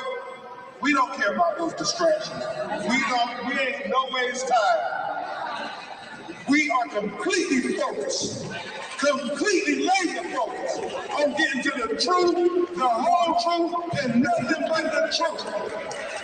So help us, God. And so the threats, the attacks mean nothing to us. We will not be deterred. Looking into our eyes, we're going to get to the truth. I am so grateful to Mr. Byron Allen for donating $100,000 to the GoFundMe so we can help get the best experts in the world. I am thankful to Reverend Al Sharpton. I am thankful to Mr. Tyler Berry. I'm thankful to Mr. Terrell Owens. I am very thankful to everybody who did not think it robbery to say, what can we do to help people get to the truth and call in to the tip line So we can help not only Nolan Wells family, but we can help Daniel Irvin's family, and we can help Tyler Smith family as well. Everybody on social media, please continue to ask questions. Please continue to share photographs, share videos. It all helps us solve this potential of what happened to Nolan Wells. I mean, this is so important. Somebody saw something. Somebody knows something. As Christine and Elmore have said, if you're really Nolan's friend, you know your heart of hearts that if the roles were reversed, that Nolan would say something. He would call and tell what he saw. And so that's all they're asking. Do for Nolan what he would have done for you. Do for Nolan what he would have done for you. It has been 27 days since we have been able to talk to our son, to hug him, to tell him we love him. This has been the most difficult time we have ever had. I want to tell you who Nolan was. Nolan was a God-fearing, God-loving child. He loved everyone. He was the person who would just make you feel comfortable just being in his space. He was never one to exclude. He always wanted everyone to be happy, to feel good, to have purpose. He would lift anyone up. It didn't even matter if he didn't know you. If you took that moment to just tell him a little bit about yourself, what you wanted to do in your life, right then and there, Nolan would be your biggest cheerleader. Today we are begging, because I'm not too proud to beg. We are begging, if anyone knows anything, his friends, strangers, please call the hotline, because we will not be able to rest until we get answers. But please understand that all of these distractions, these other questions, that people, the attacks that people have sent our way, just know we will not be distracted.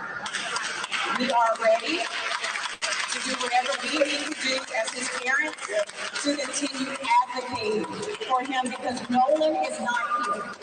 He is not here to speak for himself. He is not here to tell us what happened.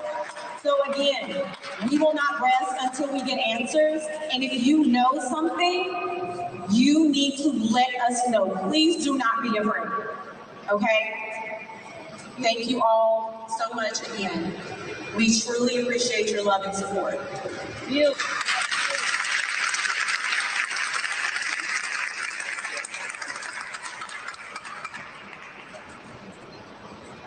I'm facing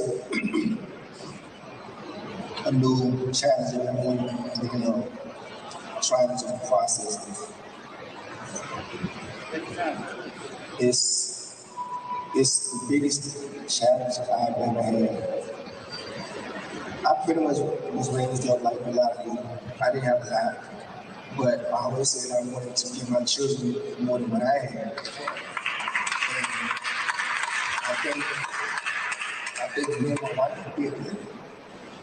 We raised Nolan to love everyone, be kind to everyone, because it was just. Good evening, everybody. Good evening. Good evening. Tactical Troll. Good evening. Who else we got here? Miss or Lim Boston. Good evening. Tony Clifton. Good evening. Good evening. Good evening. Marvelous. Good evening. Good evening. Good evening. Good evening. Good evening. Good evening to everybody. PJ, what's going on? PJ, what's going on? Miss Cece, hey, Miss Cece, how you doing tonight, goddess? You feel me? Edward, what's going on? Edward, what's going on? How everybody doing? How everybody doing? Right there to do.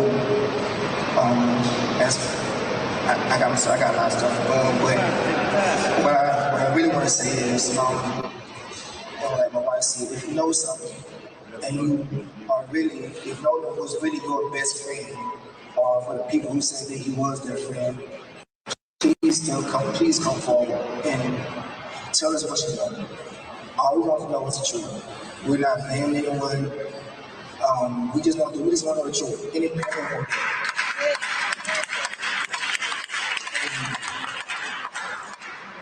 also, the disrespect that's been coming toward my wife and my family. For any parent, no matter what race you are, they need time to grieve. A parent can't grieve when you have people attacking them, attacking their jobs, attacking their character, just attacking them, period. Like, where's the empathy? We, as Americans, this is a diverse country. Not one race made this country. We all made this country. So we all need to come together. And like I said, if you know something, please come forward and just call our attorneys, give them information, and they'll take it and just help us out. Not just us, but all these families need answers. Anyone with information on any one of these cases, please come forward. Because losing a child is something that you got to do to this life. You know, folks, we have to continue explaining to people who don't seem to understand what a legal strategy is about. Candace,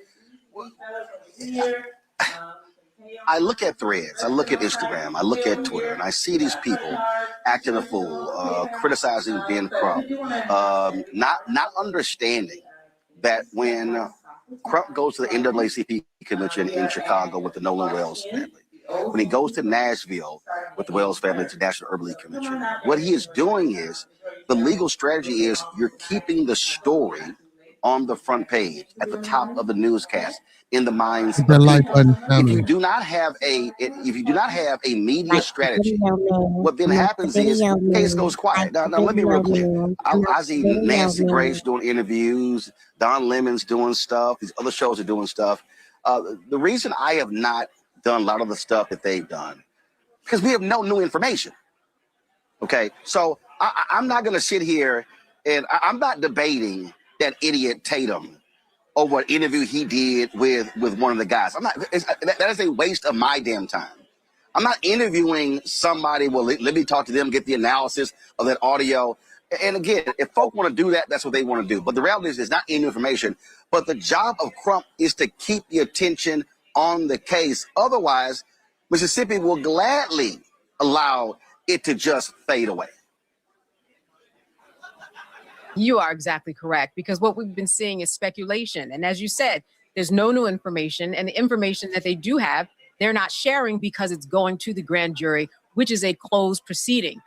So I agree with you 100% that all the talk around this, I hope that it can die down, because what you said is correct also. The accountability for the justice system, a lot of it these days happens in the media. Without it, you are not going to keep the case alive. You are not going to get things as quickly as you want. And you are not going to get accountability. Remember that the police already spoke down there and talked about how this was an accident. They already came to their conclusion without an investigation. So that is what we were dealing with, which is why Ben Crump and everybody else involved has to keep this story alive. Now that it goes to the grand jury, we are on a fact-finding mission.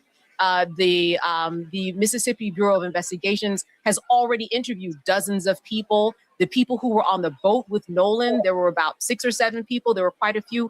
They have to be talked to. They subpoenaed, the parents of Nolan subpoenaed the records and made sure to tell Meta and Google, preserve all the records. This is evidence collecting time, whether it's the engineering reports, whether it's the digital footprint. This is the time where you get all the information. Oh, as well, we have the state autopsy, and then we have the autopsy done by Dr. Roger Mitchell in Washington, D.C. So all of that is what the grand jury is now finally going to do. But this may not happen quickly. It will happen quicker, though, than if there wasn't all this attention. Why? Because it's a process, as you know, Roland. This is part of the legal strategy. Do things slowly, talk to everyone, keep the message out there, because now we're going through a discovery phase where we have to get all this information together to present it to members of the grand jury. So that is where we are. And hopefully people will kind of wait, because that really is what we are in the middle of right now. It's now just a wait and see. There's nothing anybody can do. The information Right. we're not hearing about it as much, and that's where we are right now. See, for me, Joy, I just can't. I hate speculation. I just can't sit here and do a whole show on speculation. And let me be real clear. It can get clicks. It can get views. That's great. But all you're doing is, in essence, repeating the same thing. That's just not what I do. Yeah, no, I think that's right. This is not a time for speculation. We want to keep the pressure up. We also want to send to anyone who was there, this isn't going to go away. People are not going to forget.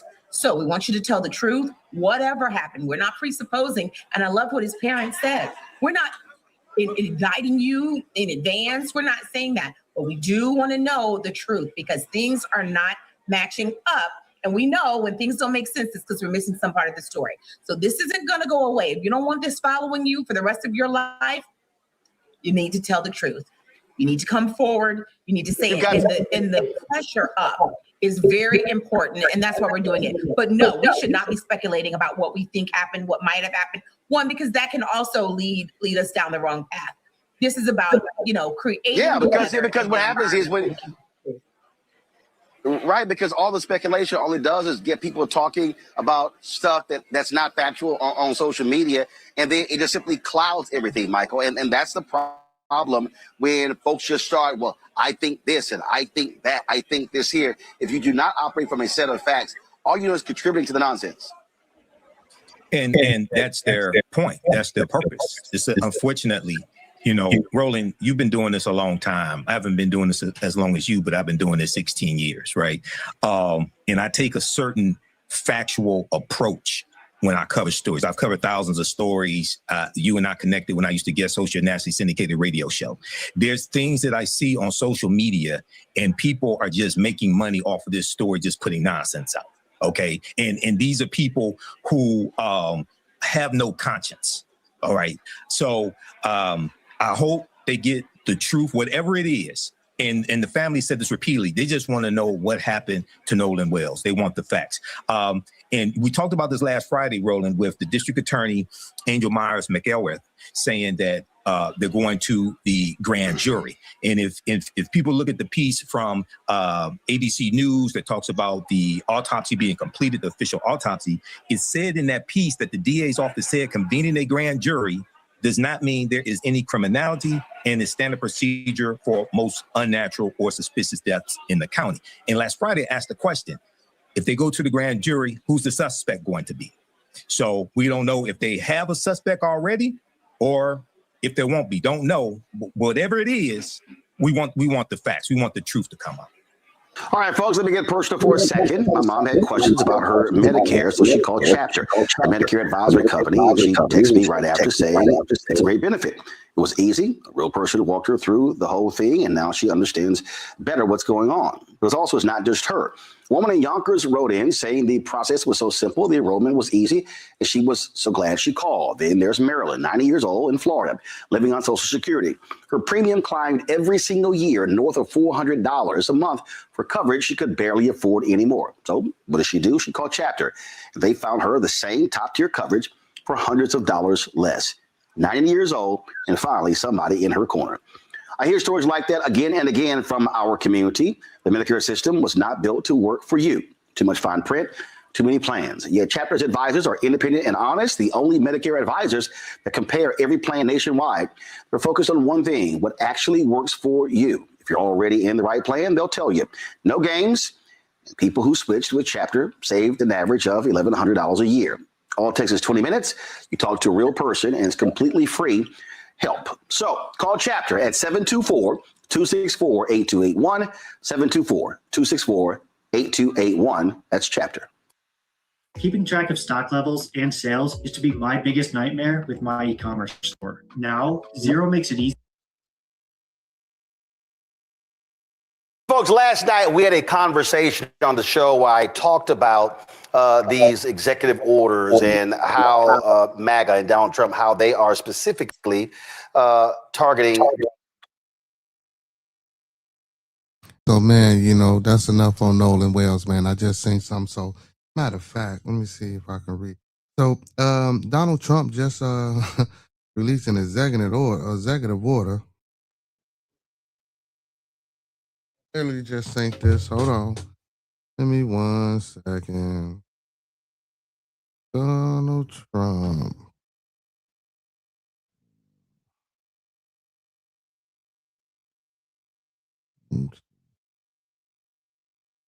Let's see what this executive order.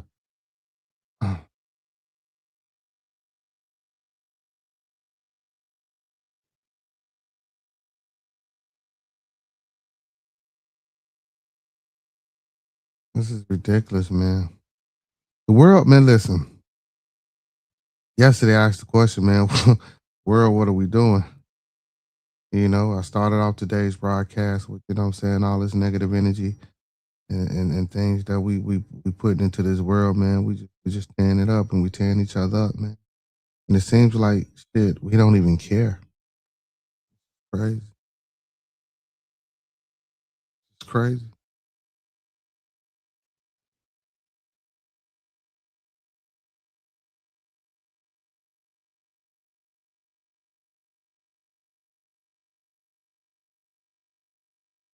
We gotta get it.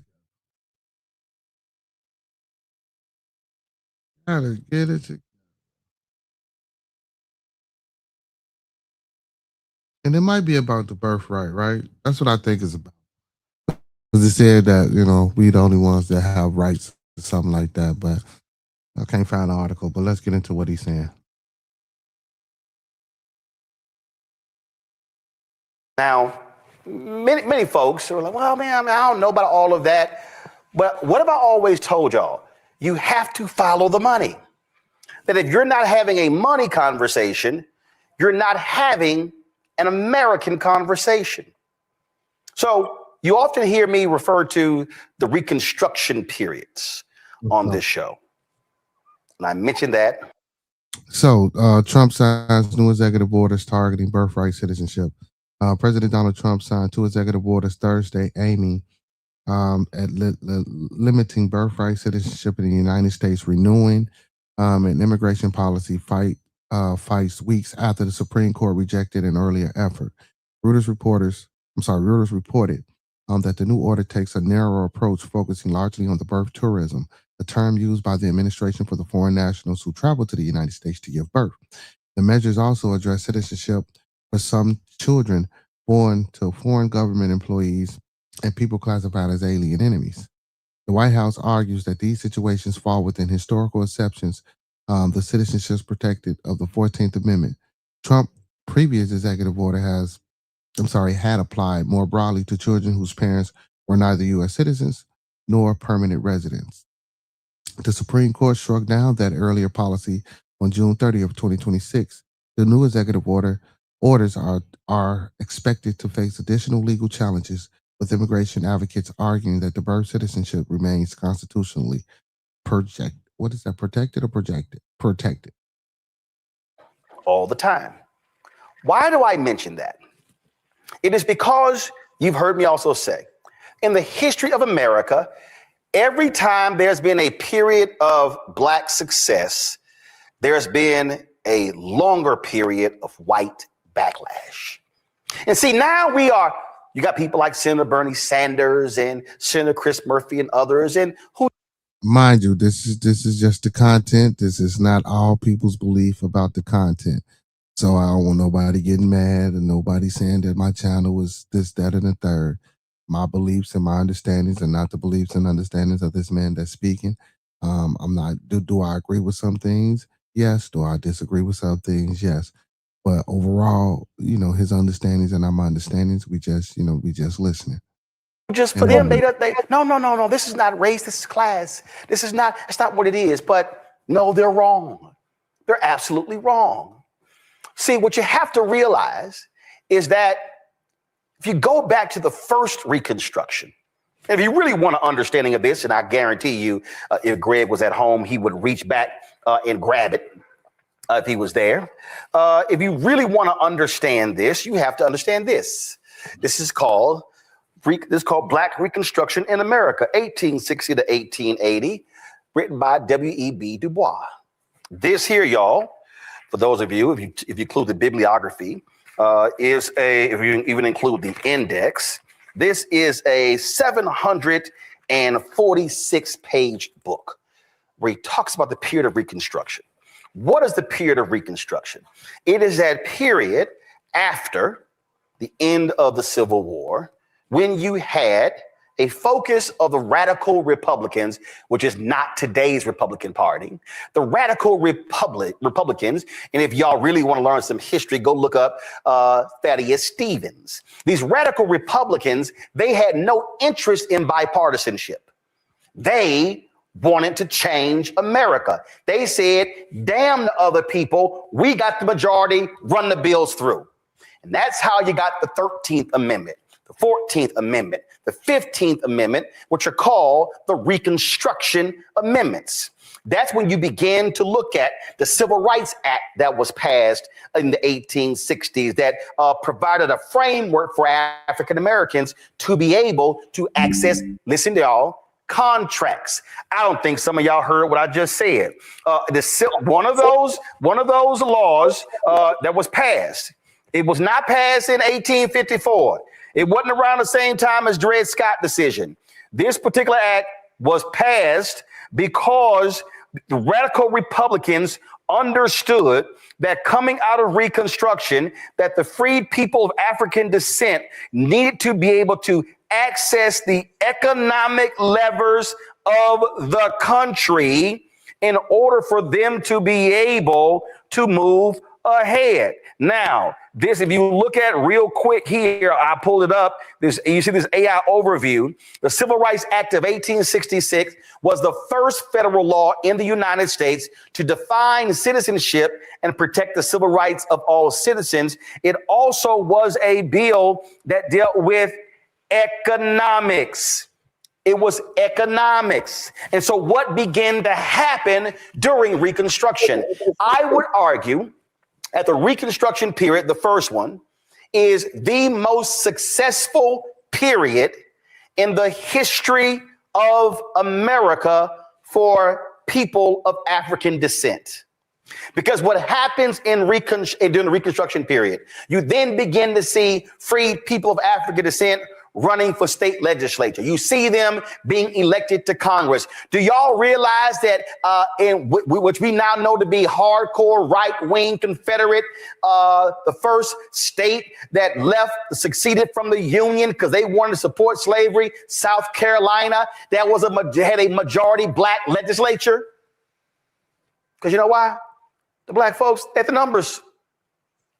Do y'all even recognize that taxpayer-funded education is a result of those free people of African descent putting it in the state constitution? James D. Anderson's book, The Education of Blacks in the South, 1860 to 1935, details that. You then begin to see, I know a lot of people get caught up in 40 acres and a mule, but black folks were not waiting on 40 acres and a mule. They began to acquire property. They began to open businesses. You then begin to see, we talk about Black Wall Street in Tulsa in 1921 burning down. You literally had Black Wall Streets happening all over the country beginning during Reconstruction. But what then happened? And you can look at Eric W.B. Du Bois' book, or if you want to, you can read Eric Foner's book, Reconstruction, America's Unfinished Revolution. He has it from 1863 to 1877. 1877 is kind of important. I'm about to get to it. So what then happens? All of a sudden, you begin to see African Americans creating opportunities, but passing bills. You begin to see them building things and doing things and opening schools. And all of a sudden, you begin to have white folks who then go, you know what? That's enough. We done enough for these Negroes. Listen, we about tired of hearing about all this stuff we need to do. Yeah, I know we had them enslaved for 200 plus years, but can we just move along? We don't have time. White America started getting tired of doing things for those people. We've done enough for those people. Then there's an election, 1876, a contested election. Sounds quite familiar. And so the Republicans and the Democrats then all of a sudden begin to say, well, you know what? The Democrats say, well, hey, why don't we do this here? We're going to let y'all go ahead and y'all can go ahead and y'all had a presidency. But we're going to do a deal. Y'all got to pull these federal troops in the last 3 remaining southern capitals. Oh, I'm sorry. Remember I told y'all they kept saying we're getting tired of that? See, what happened was they put federal troops in state capitals to ensure that the Dixiecrats, the racists, would not take over. Oh, I'm sorry. Let me go back. See, one of the big mistakes of Lincoln and the radical Republicans, of course, remember, Lincoln gets assassinated, being he is followed by an absolute violent racist, Andrew Johnson. What then happens, he then goes, you know what? To hell with that. We're going to return the land to the slave owners if they apologize for what they did.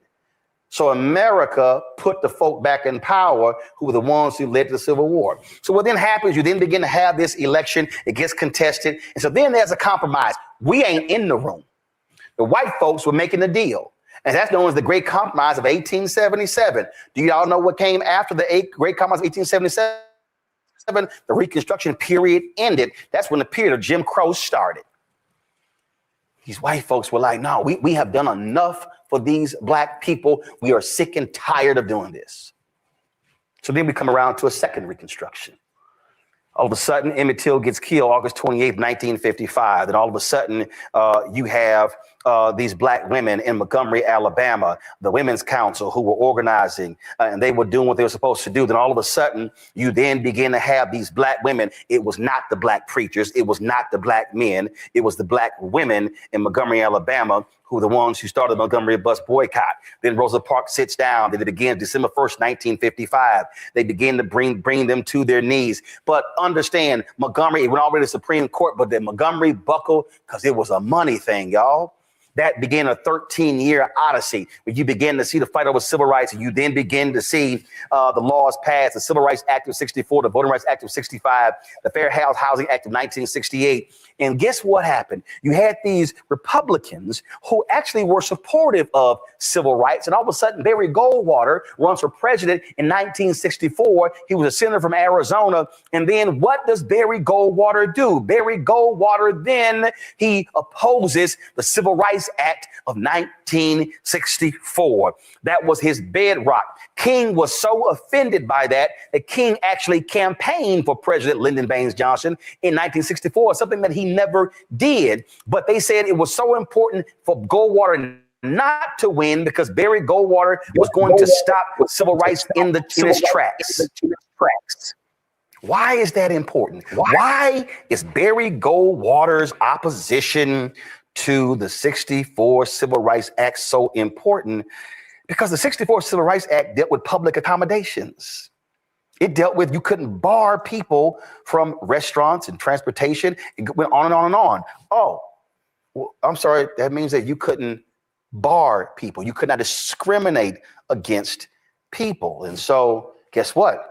They inserted women into the 64 Civil Rights Act. That racist from Virginia, Judge Smith, thinking that would kill the bill. It actually helped pass the bill. That's important because you can now go to Title IX, and that's one of the reasons why it was passed, because of the 64 Civil Rights Act, provision of the Civil Rights Act. So why is this important? Because what happens? King gets killed April 4, 1968, assassinated. 69, Nixon becomes president. Arthur Fletcher brings in fourth affirmative action. You have a period from 68 to the early 80s where black mayors begin to take over. You begin to see contracts, quotas, affirmative action, dollars. Second Reconstruction. You had dollars flowing during the first one. You had dollars flowing during the second one. All of a sudden, you get to the 80s. Nixon, he's gone. Carter's president. Reagan runs. Oh, the same President Ronald Reagan, who he was governor of California, running for governor of California, supported a bill for white folks not allowing them not to sell their houses to black people. Some of y'all gonna pay attention. The same Reagan who became governor, who when the Black Panthers brought their guns to the state capitol, they immediately outlawed carrying long rifles. They said, oh, hell no, that was actually legal. The same Reagan who changed the rules that caused for tuition in college for you to be charged because they did not want the regular, ordinary, common man to become educated. Man, some of y'all are going to have to learn some damn history. So what then happened? So here you've appeared from 69 to about 82, 83. And Reagan wins in 1980, inaugurated 1981. What does Reagan then do? Reagan begins to go after affirmative action programs. You then begin to see the lawsuits happen. Then you begin to see the decisions coming down out of the Supreme Court, where they then begin to put constraints on affirmative action. That's an economic situation. And Reagan, in his 8 years, begins to unleash holy hell economically against Black people. And then what happens on May 25th, 2020? George Floyd is killed. George Floyd is killed on May 25th, 2020. And folk like me said, y'all, this is the third Reconstruction. We said in that aftermath that unlike the first two, which largely focused on civil rights, although economics was a part of it, this should be solely focused on civil rights. What happens in the aftermath of the murder of George Floyd? You begin to see white people and Latino folks, and you begin to see Asians protesting, shutting companies down, forcing them to make economic commitments to be change agents. And white conservatives went, oh, shit. We can't have this. We cannot have a generation or two of young white people who are reading and being educated about the real history of America. There's no coincidence. The attacks on critical race theory comes after George Floyd's death. Oh, some of you may say, well, I still don't understand. I mean, what's the deal here? Because the attacks on CRT and the attacks on wokeness were all designed to drive a wedge through conscious white people and the folk who wanted to keep the system the same. You had white people in companies who were forcing them. Adidas announced a $10 million commitment, and the white folks in the company lost their mind so much the next day the CEO said, oh, it's going to be $100 million. Companies pledged 30, 40, 50, 60, 100 billion in economic commitments in the wake of the death of George Floyd. And then the right said, no, we cannot have this. Oh, no, hell no. Remember, May 25th, 2020, Trump was in the White House. We cannot have this because if we have this coalition of young white people who now all of a sudden becomes conscious, who all of a sudden becomes awake, then all of a sudden we are guaranteed to lose elections in the future. And so what do they then begin to do? They begin to complain about books. They begin to complain about what they're seeing in libraries. And what then happens? They begin to run for school board. Moms for Liberty begins to rise up. And so they take all of that fury in 2021 and begin to win. And that goes into 2022. It sets up the return of Donald Trump. But what a lot of people have been missing is that Brown versus Board of Education decision in 1954 leads to, of course, in 1955. And all of a sudden, you begin to see the changes made by those federal judges. And so the hardcore right goes, damn it, we got to combat this. And the civil rights laws begin to come in 1960. And they said, no, we can't have this. And then all of a sudden, because of what Black people did fighting for civil rights, and then it was Black people's fighting for civil rights, which opened the doors for immigrants to be able to come into the country. Thank you, Indian Americans. You're welcome, Pakistani Americans. You're welcome, Asian Americans, because that's Black people make that happen. Then the white folks said, oh, hell no. This all of a sudden, this multiracial America, we ain't having that. That's why you begin to see rich folks, the Mellons of the world, begin to fund the Heritage Foundation, fund the conservative think tanks, because they needed to establish a structure to reframe America, because we cannot have a multiracial America where these people are going to be in power. So we are going to attack economics, affirmative action. We're going to attack voting rights. We're going to attack everything which is the underpinning of the society. All these things happen, which is why, folks, you have a Robert Mercer, billionaire, funder of Breitbart. What does he do? This is what he said. Go to my iPad. Mercer often argued that the 1964 Civil Rights Act was a mistake. According to the New Yorker, a former employee claimed that Mercer asserted repeatedly that African Americans were better off economically before the civil rights. Mercer allegedly claimed that black people were racist, and they were no more racist, that there were no more white racists. He said black people were racist and that there were no more white racists. That's the billionaire Robert Mercer, who was one of the biggest funders of Donald Trump in the 2016 election, who was the chief funder of Breitbart. This election, you had Charlie Kirk, the CEO of Turning Point USA, who was organizing and galvanizing young white folks on college campuses all across the country, especially young white men. This is what Charlie Kirk said about the 1964 Civil Rights Act. Be clear, created a beast, and that beast has now turned into an anti-white weapon. Yeah, and that's the reality. And so we just need to fundamentally relook at a lot of our civil rights legal regime. And without that, even though I don't think it's sort of the magic bullet, but I think without that, there's limits to the amount of progress we're going to make. Let's talk about discourse and dialogue. This topic would have been even more forbidden 4 or 5 years ago, but it's now becoming in more and more mainstream circles. Is that because the problem is becoming worse, or but our side is more courageous to confront it? Did y'all hear that? We couldn't talk about this 4 or 5 years ago, but now we can. That's a person who literally has the ear of the person sitting in the Oval Office.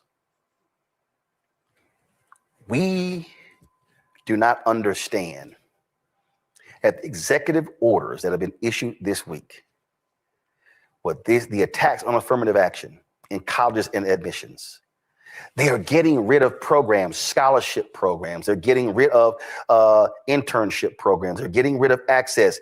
What this is about is the complete attack. And this is the goal of exactly what they did in 1877. This is no different than when the white racists in Mississippi convened the Constitutional Convention in 1890.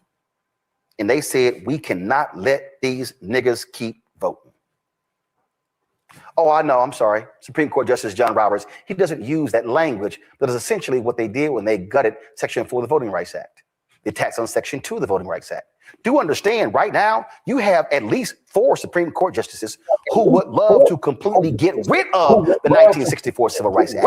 And why this is important is because the 1964 Civil Rights Act is the enforcement mechanism that has led to all of these changes for Black America since that period. So what they understand, if we assault the 1964 Civil Rights Act and get rid of that, and then we completely get rid of the 1965 Voting Rights Act, what we have effectively done is gutted Black leadership and African Americans from being able to take advantage of what happens in this country. So while a lot of y'all are bullshitting around on whether you can be on fucking TikTok, while you're getting caught up in some bullshit housewife, while you're having your fucking MJ and LeBron debates on who's the GOAT, there is literally, as we speak, an entire focus to gut every single civil right and economic gain that we have had since 1964, because they are pissed with those three acts. They're pissed with the Brown versus Board of Education Act. You have voucher bills that are being pushed in Texas and Tennessee and other places to gut public education. What we have to understand is there is a vicious assault to completely defund Black America. So why did I wear what I'm wearing today? We had this sister on the show. She launched her own athletic apparel company, shoe company as well. So what I'm wearing, y'all, is all Black owned. Well, we have to understand, King talked about it in his sermon on April 3rd, 1968. What do you think this was about? Operation Breadbasket, an untold story of civil rights in Chicago, 1966 to 1971 by Martin Depp. This was about the money.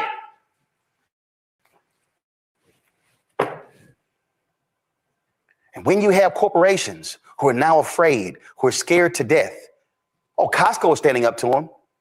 McDonald's buckled. Walmart buckled. Jack Daniels buckled. If you want to understand what black folks should be doing, every black person right now should be saying, the hell with Jack Daniels. Don't ever buy Jack Daniels again. You don't want to stand with us, especially when you are a company that even exists because a black man showed you how to do it. We should be saying, get Uncle Nearest. Black folks should be saying, Hennessy, where do you stand?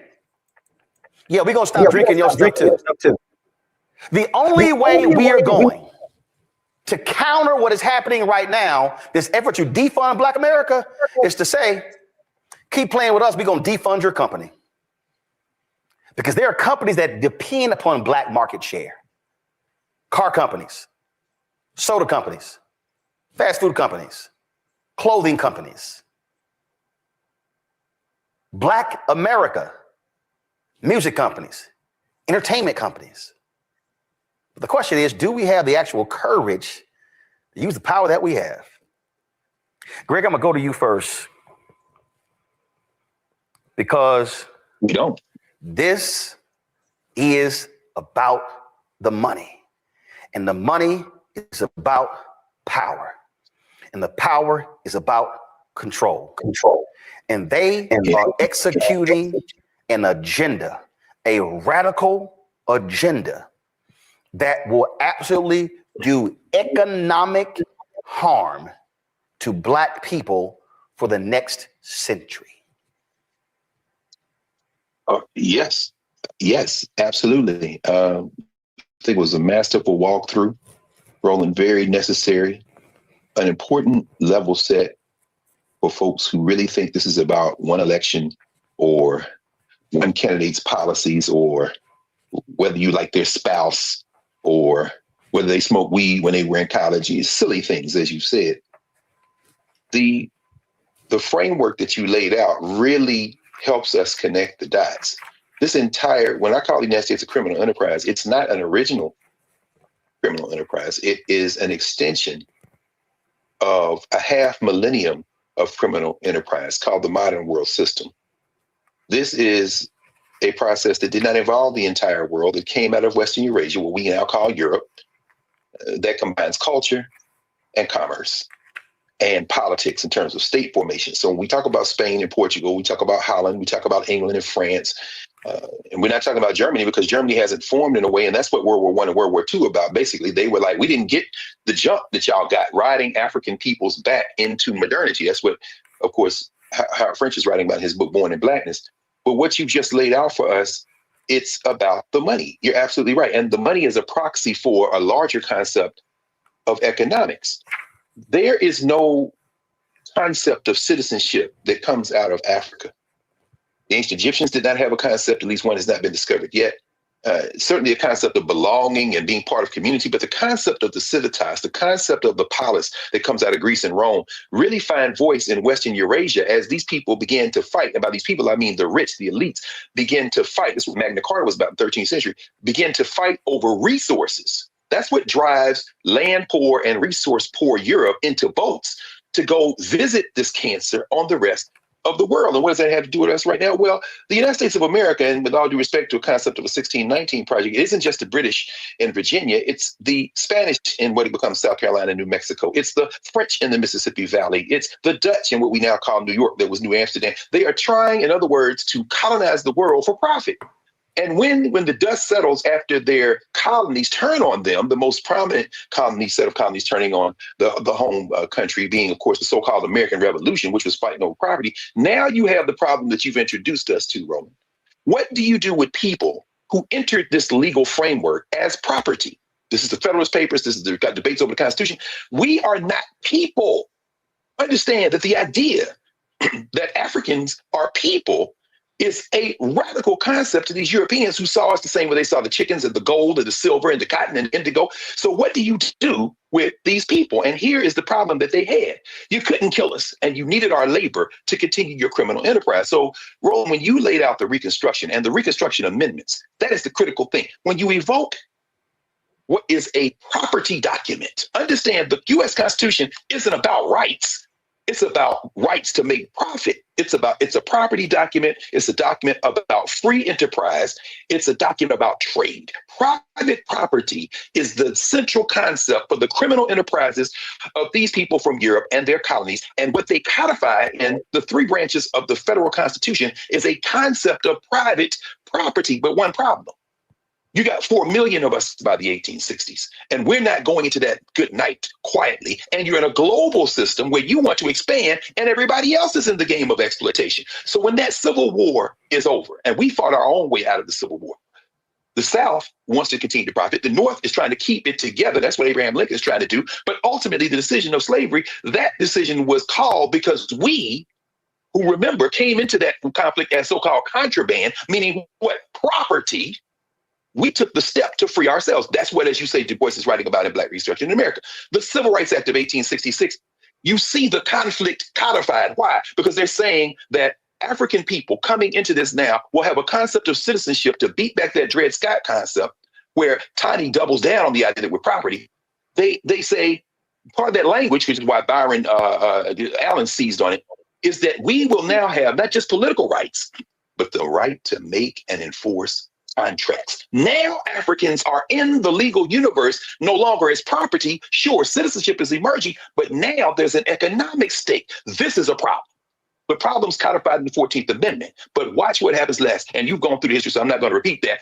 I'm just going to fast forward now to Lewis Powell, who I know you talked about many times. That Powell memorandum that he writes when he's in the Chamber of Commerce in the United States, living in Northern Virginia, and he says, since this civil rights movement has seen these African people attempt to assert a concept of citizenship that they should never have had, and since the 14th Amendment has been eviscerated, as Du Bois writes about, and then used to extend the economic contract through the idea that corporations are legal entities in the form of people.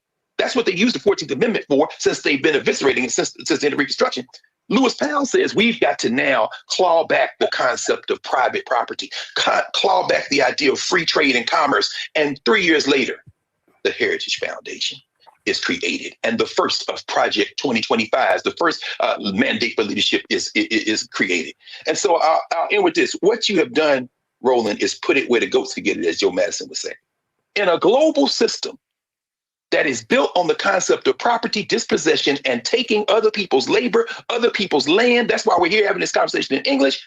The thing that has become ungovernable is the concept that whiteness can continue to run the world. They have no choice but to do what they are doing right now.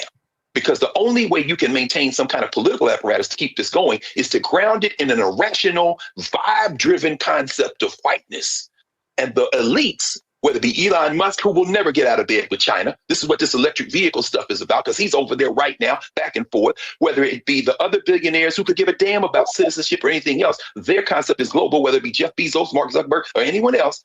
At the center of this is this unruly group of people, these Africans, these indigenous people, these people who simply refuse to die and refuse to go away. You cannot pour your hopes and dreams into this concept of the United States. What you have to pour your hopes and dreams into is yourself, and take a page from every other group in this 500-year fight who have put themselves first, and then you stand from a position of strength to begin to negotiate. But you talking a language they don't understand. When you start talking about we are Americans, we're better than this. Nah.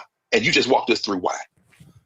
See, people literally don't even realize how they get played, Nola.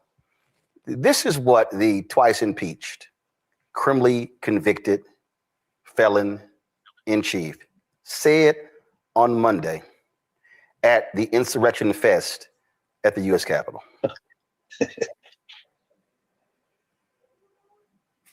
Guys, the video from the inauguration. You had it up earlier. Yes, the video from the inauguration. They're requested when he thanked black people. We had a powerful win in all 7 swing states, and the popular vote, we won by millions of people. To the Black and Hispanic communities, I want to thank you for the tremendous outpouring of love and trust that you have shown me with your vote. We set records, and I will not forget it. I've heard your voices in the campaign, and I look forward to working with you in the years to come. Today is Martin Luther King Day, and his honor, this will be a great honor, but in his honor, we will strive together to make his dream a reality. We will make his dream come true. And what did that liar do? Gut the very things the king fought for. And if you Black and you fail for that bullshit, you are a dumbass, Nola. He couldn't even get it out. He couldn't even finish the statement because it wasn't authentic. He couldn't even finish the end of the statement that we're going to make his dream come true. Lies. And, I'm so happy that we're talking about Du Bois because, in the great debate between Booker T. Washington and Du Bois, in many, many ways, I am a Du Boisian. And I'm going to kind of come back to this MLK, this kind of worship, at the altar of MLK when it's MLK Day. And I would also say, don't be surprised if they circle back and try to not make MLK a federal national holiday. I'm gonna just go ahead and put that out there. But, as we're having this conversation, Roland, as you're walking us through the different reconstructions, the one thing that is rolling around in my head, and, Greg made so many salient points, that question that Du Bois asked in The Soul of Black Folk, how does it feel to be a problem? It is a question that is so salient in this moment, because what you're talking about is Black people have been a problem in this country since the day we were stolen from Africa and brought here illegally. We have been a problem because you can't get rid of us. Everything has been tried. You treated us like cattle. You enslaved us. You put us on plantations. There was Jim Crow, Black codes, everything you can think of. We have survived. And every time we surpass a little bit of surviving and maybe get to thriving, to your point, it is completely taken away from us. And, I had posted something on my Instagram, not the popular speeches from MLK, but it was this one quote that he said, basically, how dare you ask of a man to pull himself up by his bootstraps when he does not own any boots? That's paraphrasing. And so essentially, this is like, this is the story of Black person, the Black person in America. How do you expect us to continue to fight over and over and over and over when people are constantly trying to steal our boots? The raggedy boots we may have on, that we are proud to wear, and they are constantly trying to take our boots. And I'm such a Du Boisian. I actually have him on my international relations and race syllabus, something that I got a lot of side eyes for, but I don't care. But you really have to think about this in a context of what we've represented from day one in this country. And also, I'm going to bring in Barack Obama into this. The fact that that Black man was the president of this country and pretty much went 8 years unscathed, no major dramas outside of the tan suit, him and his really Black wife, that did something to white America. It drove them insane, right? It literally drove them insane. So everything that we're seeing is successive. Everything is successive. And you want to even go further back to that.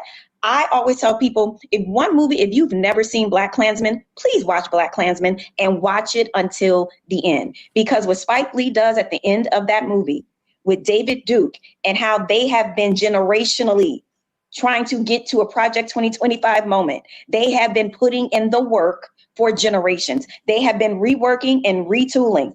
And this is where we are now. We've made too many strides. There's been a Negro as the president. Oh, no. No. These Black folks are being way too fancy. Way too fancy. We have to snatch their boots. And this is a moment that we're in right now. The snatching of the boots. When you told us to pull ourselves up by our bootstraps, oh, but that's DEI, right? That's not merit. We didn't deserve any of those boots that we put on ourselves. So here we are again. They're trying to make us bootless. But what we do know is how to be a damn problem in the United States of America. See, Larry, I love these people, especially my haters who out see Larry, they were, yeah, Roland Martin trying to tell y'all to vote and why you got to vote and all this. Guess what? The conservatives were waiting for us to be stupid. The conservatives were waiting for us to sit on the couch. For all y'all smart asses out there, let me help y'all out. Do y'all know the justification that Chief Justice John Roberts gave for gutting Section 4 of the Voting Rights Act? It came post-election of Obama. He said, well, since they voting in record numbers, there's no need for Section 4. And guess what has happened since 2012? Our vote numbers went down in 2014, in 2016, in 2018, in 2020, in 2022, in 2024. We didn't show up in Louisiana, and guess what? Crazy, deranged, MAGA Jeff Landry was elected. There are more eligible Black voters in Texas than any state in the union. And guess what? We barely are hitting 50%. Even in places like Atlanta, where you should be seeing turnout at 50 and 60 and 70 and 75%. No, we're seeing turnout in mayoral elections at 18, 20, 22, and 26. And so what these conservatives are sitting here doing is saying, thank you. Thank you. We have so frustrated y'all. We have so devalued y'all. We have told y'all how the Democrats don't do nothing for y'all, so therefore you don't vote for them. And you sitting on the couch, all it does is solidify our power.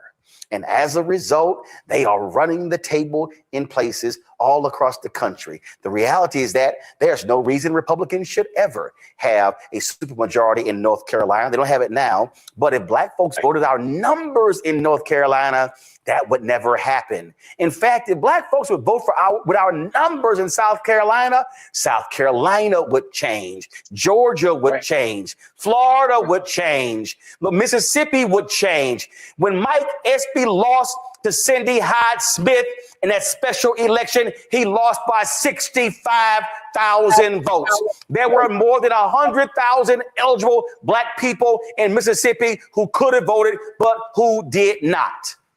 And so for all of y'all who love to sit here and talk about, man, you always talking about voting. You always talking about voting. I don't know why you always talking about voting. Now you understand what happens when they have power. Now you understand when the partners come down and they get rid of and sign executive orders and they begin to gut civil rights and economic rights. And now you understand when they change the Department of Justice Civil Rights Division. Now you are about to see with your own eyes every single Generation Alpha, Generation Z, Millennial, Generation X, what it looks like to live close to Jim Crow. Now, I know some of y'all are saying, Roland, this ain't Jim Crow because I can go to the club with a white woman. This ain't Jim Crow because I can go out and we can go here and I can use this water fountain. I can use this bathroom and I can go here. But you need to understand, and I'm telling you right now, mark it down, 7:40 p.m. Eastern on January 23rd. A year from now, you are going to see a dramatic drop in the number of contracts that Black businesses have gotten from the federal government. You are going to see a year from now a dramatic drop in the contracts that Black-owned businesses will receive from corporate America and from state governments and from county governments and city governments and school districts. You are about to see an economic calamity come down in Black America because too many of us sat our asses on the couch, chose not to vote because we said, well, if I don't get nothing before I vote, then I'm not going to vote. Now you are witnessing with your very eyes what happens. And then what you have are some of these same people who I saw your tweets. Well, I'm saying that we got to do for self. We got to do for self. Let me explain to you, everybody who keeps talking about doing for self, please explain to me how you are going to do for self in an industry that requires contracts. Please tell me how you're going to do that. If you do not have black companies that control every aspect of the supply chain, then you cannot do for self. And so you cannot show me how in America that if black folks then begin to shut out of contracts from federal government, state government, county government, city government, school districts, how are you going to do that? Right now, you have an assault on federal workers because of MAGA. Black people over-index in federal worker jobs. We are a higher percentage of workers in the federal government than we are in the population of the United States. There are more black people who have high five-figure and six-figure jobs in government than we do in corporate America. So when you begin to see those attacks on the federal level, you're then going to begin to see black people not be able to get the jobs in corporate America, which now means you can't buy a house. You means you cannot save money. You cannot invest money. You cannot afford to send your kids to college. And then when they cut Pell Grants, you can't send your kids to college to HBCUs because you don't have the $75 and $80 and $100,000 a year job, because now what are you going to be able to do? And so I need people to understand, Larry, this is what happens when you choose not to exercise that one basic power of voting. Then what you begin to do is lead to an economic catastrophe in the black community, and all of the work that people put in to create even what we got, which was not perfect. We are about to see, and I'm telling y'all it's happening, we are about to see not an erosion of what we built up. You are about to see an economic catastrophe that will take another century to rebuild. You know, Roland, give it a harsh reality for where we are right now, as you know, in terms of the black community. And essentially, before the election, people dismissed a lot of racist rhetoric and said it was nothing, ignore it. It won't have any impact about our livelihood. But some folks, and particularly I'm talking to the brothers out there, 21% of brothers who voted in the wrong direction. Essentially, what you believed is that it's okay to be like a lived-in hostage. Because that's essentially what happened is black folks would be like lived-in hostages. Because you talked about the economic impact, and this is connected to the political impact. I also want to mention when you provided that timeline, one of the things we need to do, what's really important is folks need to make sure they educate themselves. So I'm going to recommend you read Just Permanent Interest by former Congressman and CBC, one of the founders of CBC, William Clay Jr., Senior, in terms of understanding it, in terms of where we started, where we are as a black community. And so Roland, your point about how long this is going to take in terms to reverse all these issues that we're going to deal with as a community. And I don't think folks are really prepared. We've seen the last 48 hours. It's essentially kind of like a shock and awe in terms of the executive orders. But we talk about there's a significant number of black folks who work for the federal government, not only in the DC area, but throughout the United States. And so you see, essentially, they put out a rap request. If there are any DEI programs that they think they missed, if you don't report it, they're going to fire you too. So now you're going to have folks turn on other people who maybe have nothing to do with DEI, submit their people's names, and they may lose their job. And of course, these folks will be disproportionately black. So what does that leave many people in our community as it relates to economics? The other thing I want to highlight, Roland, in terms of we talk about this historical nature about racism in America, is I need the folks to go back and check out the debate between, we had the debate in Cambridge, Massachusetts, between Baldwin and Buckley in 1965. The same Buckley who supported the Civil Rights Act until Barry Goldwater wrote his book, The Conscience of a Conservative. Right. And so the title of the debate was "The American Dream is at the Expense of the American Negro." And like many people, I've seen it a number of times, but I need some folks to go back and watch that important debate. And we know Buckley is kind of the father of the modern conservative, network we see today. But it's really important in terms of historically for Black folks to understand that the fight that we're undergoing now has consistently happened for centuries. But at least at some point, particularly like I said, I talked about earlier with the Great Society programs, that we had some kind of success in terms of ending Jim Crow. And then we've seen some other opportunities. We talked about the election of President Obama, obviously of economic growth. Black folks had the opportunity to go to any higher education institution they want to, but then folks said that's too much. And we need to dismantle all of that. So what you're seeing is a complete reversal of all the success that we've seen over the last several decades. And folks are unprepared for it because they thought that, this is all, smoke and mirrors, this is all a game. No, we're in it now. And so what are we prepared to do? Because we have to continue to keep fighting, but we need to make sure we have obviously some policies in place in terms of initiatives, in terms of what we do strategically to address this issue, because it is going to be a 24/7 fight to make sure that we maintain a minimum of some of the things we've gained over the last several decades, and then make sure not too many of these provisions are reversed, and then fight over the next several years, really for the next several generations, for some of the new laws to make sure to counter a lot of the challenges we've had. And see, we're in it now. Right. And see, the mistake that people are making is y'all are looking at this through a Democratic and a Republic lens.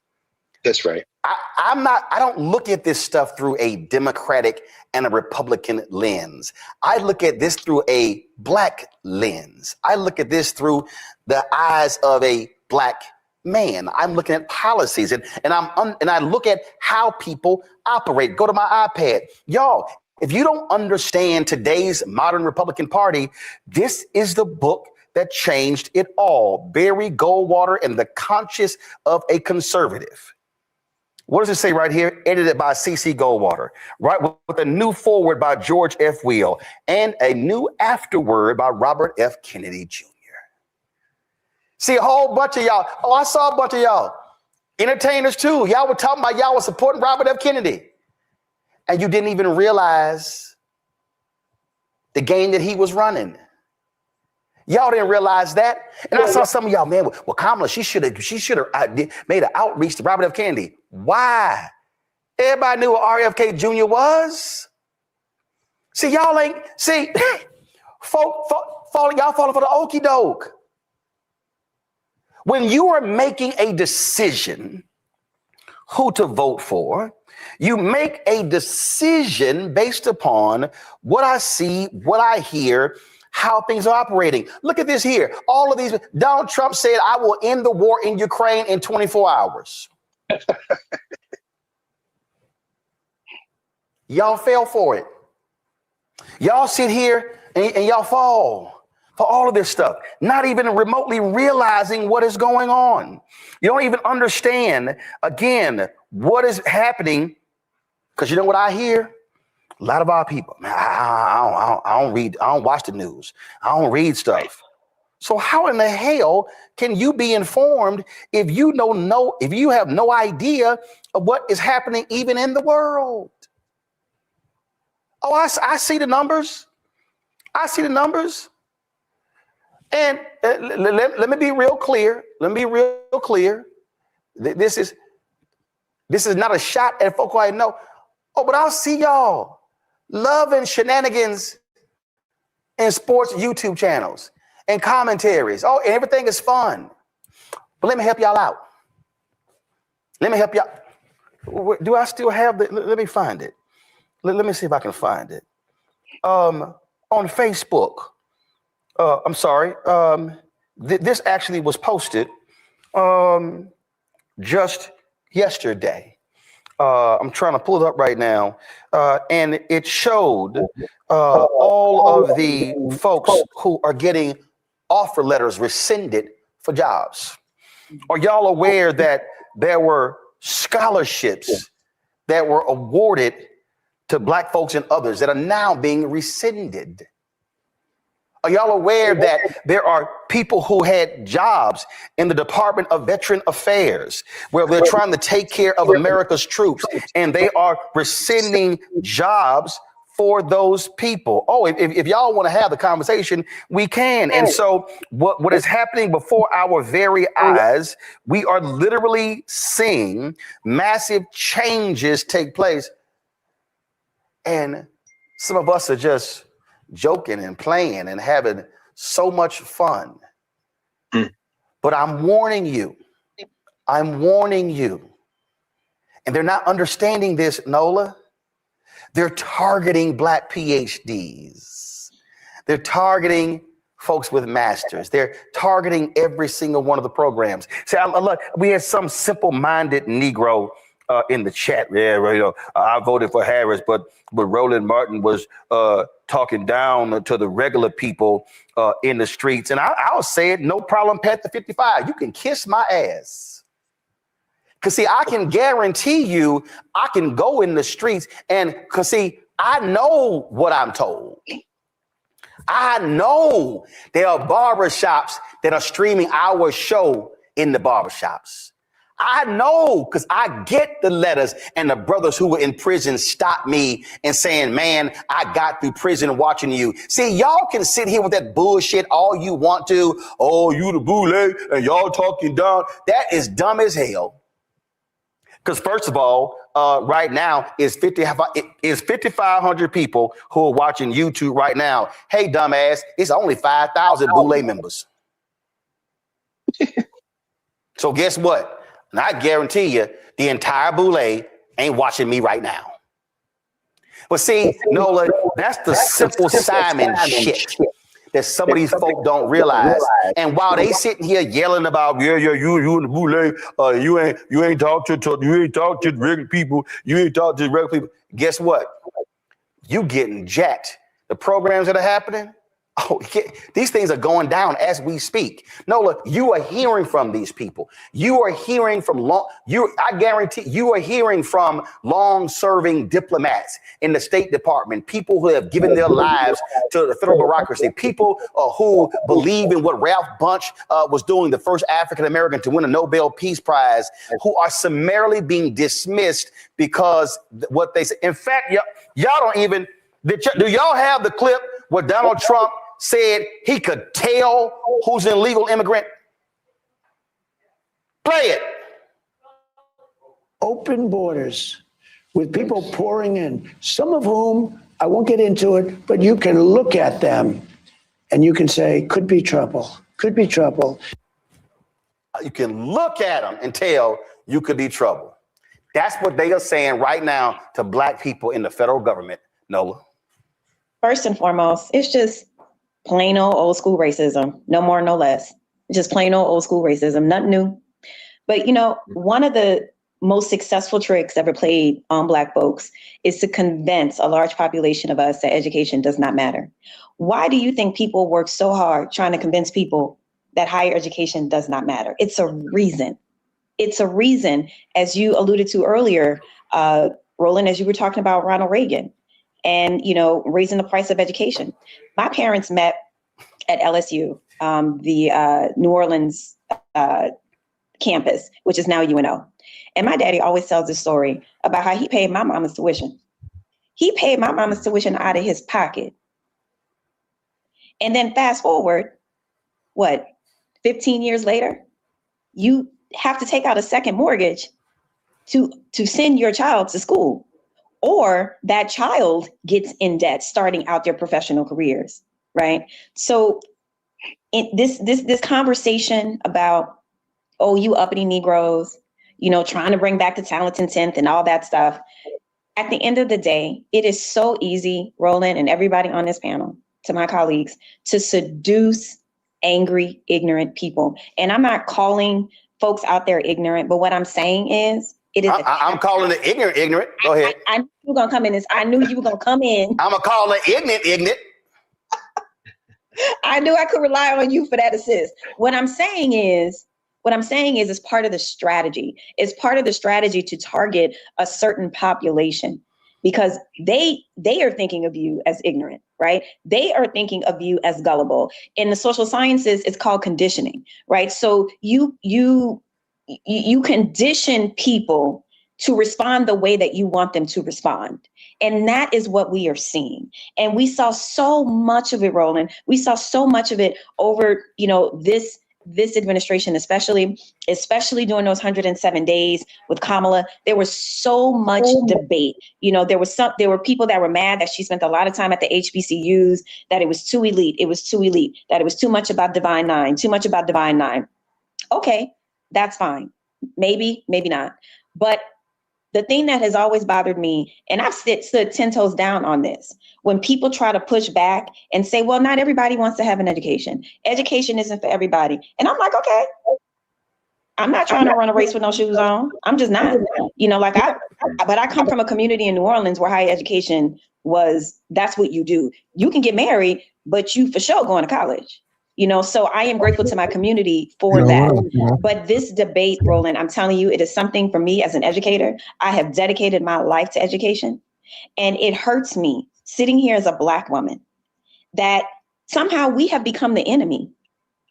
That the Black expert, particularly, all experts right now are pretty much lined up against the wall, you know, and they're ready to kind of like, but when you're Black and an expert, and when your own community doesn't have your back, somehow you become the enemy. You have been conditioned to celebrate the athlete, to celebrate the entertainer. But us three Black asses sitting up here, oh no, not us. Support the work that we do. Join our Bring the Funk fan club. You heard what we just talked about there. Folks, I can't reiterate this enough. Listen to me clearly. I cannot reiterate this enough. When you've got technology companies running scared, when you've got legacy media not doing their job, when you've got Black-owned media that is disintegrated, now is more than ever for us to have independent media that cares about the truth, that is willing to say what needs to be said. So when you support Roland Martin Unfiltered, this show, when you support the Black Star Network, you're not just supporting me, you're supporting the other shows. Our goal is to add 2 more shows this year. It's amazing, like the comments that be in the chat. Like I challenge. So, and again, you know, my opinions are not the opinions of Roland Martin. My opinions are not the opinion of Nancy Grace, Officer Tatum, or any of the content that I played today. You feel me? You know, basically, I just want to give people, you know, an overview of what's really going on from different aspects, from different talking points. And this is what society is based to. And then, you know, the comments in the comment section, like some of you people are ridiculous in thought. you feel me? In application and just being a fucking human being. You know what I'm saying? Like some of these comments and some of these rationalities, understandings, or whatever the hell y'all want to call whatever y'all typing in the chat. Like it's crazy, bro. It's crazy. I don't see and then when we talk about this thing that's called racism and the division between people and politics and religion and racism and whatever, you feel me? This is why we don't get nowhere. Because all we gonna do is you gonna point the finger. You're gonna point a finger at someone and you're gonna have 3-point back, and then that person gonna point to accountability. We can't say this enough, man. People don't take accountability. And accountability for what shall you say? For your goddamn self and the actions and the things and the energy that you omit into this fucking world, bro. You have to. You have to take accountability, man. Look in the mirror. Like, you know what I'm saying? Educator saying, for show, LOL, black, you're a racist. What does that mean? Oh, you know what? Listen, and I'm not saying that I'm saying this, but that type of comment, you know, someone would take that type of comment and say, well, no, it's blatant apparent that you're the racist. Like a person can't have an opinion. Like this is what they think. These are their opinions. I'm not mad at them. Shit, I died. Listen. Can't nobody that's been watching tonight truly say that racism didn't exist, don't exist, and still exist. To what measures, to what degree, to each his own experience. But those things I hold true to myself because I have had my own experiences. And I'm pretty sure everyone has, right? And I want to And I want to talk about that racist thing too before we get up out of here. So when we have these type of conversations, and you people call black folks racist, do you really believe that? Do you guys honestly, truly in your hearts believe that black people are racist? I mean, and I would like to know how. Listen, hit this link in the chat. Anybody. I will love. See, listen, and this is what I like to do. You don't have to just stay in the chat. You know what I'm saying? As long as you're respectable and you show proper decorum and you want to come up here and voice your opinion, you're more than welcome to. Hit that link, man. Come on up here and speak your mind. I'd rather, I'd rather hear it out, you know what I'm saying, out your mouth. You know what I'm saying? I'd rather hear you articulate yourself versus you typing in the chat. Saying and that's okay if you want to stay in the chat. I understand that as well. That's cool. If you just want to stay in the chat and do that, I mean, that's understandable. That's quite understandable. But yeah, man, before we get up out of here, man, I want to give some people some time to come up here and speak their mind. If you've never been up here, you're more than welcome to come. Like I say, open panel, open discussion. It's a lot of crazy, messed up things going on in this world. And when we formulate opinions and ideologies that are conducive to your own self survival or your own self needs, how is that really helping anybody? How? It's not. It's not. It's not helping no one. Type it in my chat. Saying a lot of the things that you guys say. And again, for the most part, it's been respectable, and I get it. Everybody has, I'm saying, an understanding about things. You feel me? And who am I, or who is anybody else to say that you're wrong? You feel the way you feel for whatever reason you feel that way. You know what I'm saying? But is it justifiable? Can you logically explain? Are there things or points that can be agreed upon? It's a lot of things that go with a lot of the statements that's been said tonight. Listen, I hope you guys enjoyed the publication, man. You feel me? We do this every Saturday through Sunday, man. We got something going on every day at the Strong. Hit that like button, share me out. Listen, also, man, make sure y'all subscribe to the channel, man, and hit that like button. And come through, you know what I'm saying? And check us out and see what's going on. Also, man, we got a 3-tip membership tier, man. Make sure y'all join one of them memberships, man. Man, they help a small channel grow, we just don't do Nolan Wells and Roland. And I particularly don't even care for Roland Martin. I particularly don't even care for Don Lemon. I particularly don't even care for Nancy Grace. You know what I'm saying? And that's just me, though. For some people like them, some people don't. I'm just here, to give my opinion on what I hear, and to share things that come out in the media and in the news that can weigh heavy on society. That's it. That's all. I'm not here to push the agenda of racism, bigotry, and prejudice. I'm not here to push the belief in popular public opinion. You know what I'm saying? I'm here to push and understand facts, logic, and genuineness. You know what I'm saying? That's what it's about. And I think those are some of the qualities that we're going to need to move forward in this world. We got 2 more years of Donald Trump being in office. Some people say that's a good thing. Some people say that's a bad thing. You feel me? Just be prepared. If you do the things that you're supposed to do to prepare yourself. And I know others have it, harder than some. I know that, there are obstacles and things that are in some of our ways that are not in other, ways, and they get to, they finish line quicker than you may. But don't give up. Keep striving, keep going, stay strong. And I know it's hard in this world, man, because it's easier said than done. And I know a lot of us don't have a support system or support teams. And, that's one of the things that I encourage, support, sprinkle a little support on top of everything, man, because it go a long way. And for those who don't know how to give or show or receive support, man, let's talk about it. let's see what you can do better. Let's analyze the things that maybe you thought you done incorrectly and see how we can correct them. And move forward with it, man. You feel me?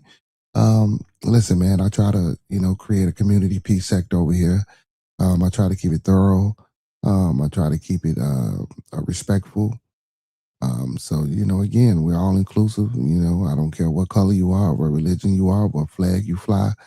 If you want to come up and talk, it's freedom of speech. As long as it's respectable, as long as it's done in proper decorum, with proper decorum. Man, listen, intellectual discourse is always a must. Effective communication is always a good thing to be had amongst, the people. So, that's the way we're going to keep it. That's the way we should keep it. So, man, it's a lot of issues and problems out here today, man. And I don't claim to have all the answers or solutions beyond the surface level. But I do like to go deep and dive beyond surface levels to really get to the, problem of the issues. But, sometimes, man, that's easier said than done. But we just got to keep moving forward, man. And I don't want to be repetitive and keep repeating myself. But yeah, man, we got to move forward. We got to do better. At some point, something has to change. At some point, we want to see the end goal at that finish line. We want to see the finish line and get to our end goal. And again, man, we just got to support each other, man. We just got to be willing to trust and know that is everyone is not, not the same, man. I get it. A few bad apples spoil a bunch, but that didn't come from me. Didn't come from us. It came from somewhere other than where we are. But with that being said, man, listen, y'all, I enjoyed y'all. Listen, make sure y'all tune in tomorrow for Wild Ass Wednesday, man. 9 p.m. Central Time. We're going to come back at you, and you know what I'm saying? Try to continue to give y'all good conversation and good content. With that being said, man, we out of here. Two Wheels. Yeah. Hey, man, give us a few words of inspiration, man, to the people before we get up out of here. We stronger together, man. We stronger together. We're stronger together, man. And I believe in that, too. I believe we're stronger together. Regardless of race, creed, color, nationality, ethnicity, we are stronger together. And the problems that we're going to face in the future, we're going to need each other. So all this division and all these divisive measures that's being implemented in our societies, we just got to stand against it. I didn't see socialism in the chat today. Socialism, listen, the United States Corporation of America is based upon all of those things. Socialism, communism, capitalism, whatever got an ism at the end of it, we operate up under it. You know what I'm saying? And whichever one we feel the need to use or to get ahead or to help us, you know what I'm saying, push our agenda along, we attach ourselves to it. You know what I'm saying? So, it is what it is. But with that being said, man, y'all know what I like to say, man. I'm going to leave y'all how I came to ya. Let's keep everyone in our thoughts, our prayers, our views, and meditations. Once again, family, let's keep everyone in our thoughts, our prayers, our views, and meditations. And lastly, family, let's keep everyone in our thoughts, our prayers, our views, and meditations. See, the boy says nothing changes if nothing changes. Hey, that's hey, real shit. Hey, nothing changes if nothing changes. That's real shit. If you don't make it, listen. I couldn't have said that better. You know what I'm saying? Nothing changes if nothing changes. Man, hold on, I gotta get. That should have been my thing. Words of wisdoms brought to you by Cito Boy. Nothing changes. Man. If nothing changes, goddamn it, you feel me? But yeah, man, that's true, man. That couldn't have been more true. Good night, Miss CC. Appreciate you for tuning in, man. Listen, and don't forget to master these 5 key components of life. That's love, peace, respect, motivation, and inspiration. That's love, peace, respect, motivation, and inspiration. And one last time, family, before we get up out of here, that's love, peace, respect, motivation, and inspiration. And don't forget to E40 that thing, man, and sprinkle a little support on top, because a little support go a long, long, long, long, long way, y'all. Listen, man, all superheroes don't wear capes, but they still need their theme music. So to all my superheroes, all my Beardonians, and all my beautiful people, man, Y'all know what it is before we get up out of here, man. Those that fuck with us, fuck with us. Those that don't, fuck with us anyway. And don't forget, man, go support those who support me because I support them until further notice, man. And with that being said, peace, abundance, and love, y'all. Guys, guys, yeah. Guys, guys, guys, guys, guys, yeah. Guys, my name is Cito. Guys, guys, you already know that, dog. Guys, this the hottest show you gon' find around. If young niggas ain't known, you need to ask around. This is bearded conversation. It's all love and no hate. Around here we good, but we aim to be great. Dip back in the bay, enjoy your Scooby snacks. Around here we just talk about this and all that. We talking real life, every day and every night. And if you need to clear the air, you can bring your wife. We got church on Sunday, that's on the west side. We got virtual reality, in case you're scared of outside. See, we got what you need, and that's a guarantee. The best thing about it is absolutely free. Bearded conversations, all love ain't no haters. Enjoy Scooby snacks while we get back to the business. Don't matter if you black or white, who you think is wrong or who is right. These are just opinions I'm inside from a different walk of life. Yeah, see, my name is Cito. Hit that like button, share, subscribe, buy this man a coffee. Don't forget to lead over follow. Don't forget to love those that love you. And don't ever forget that you ain't never been richer than you are right now.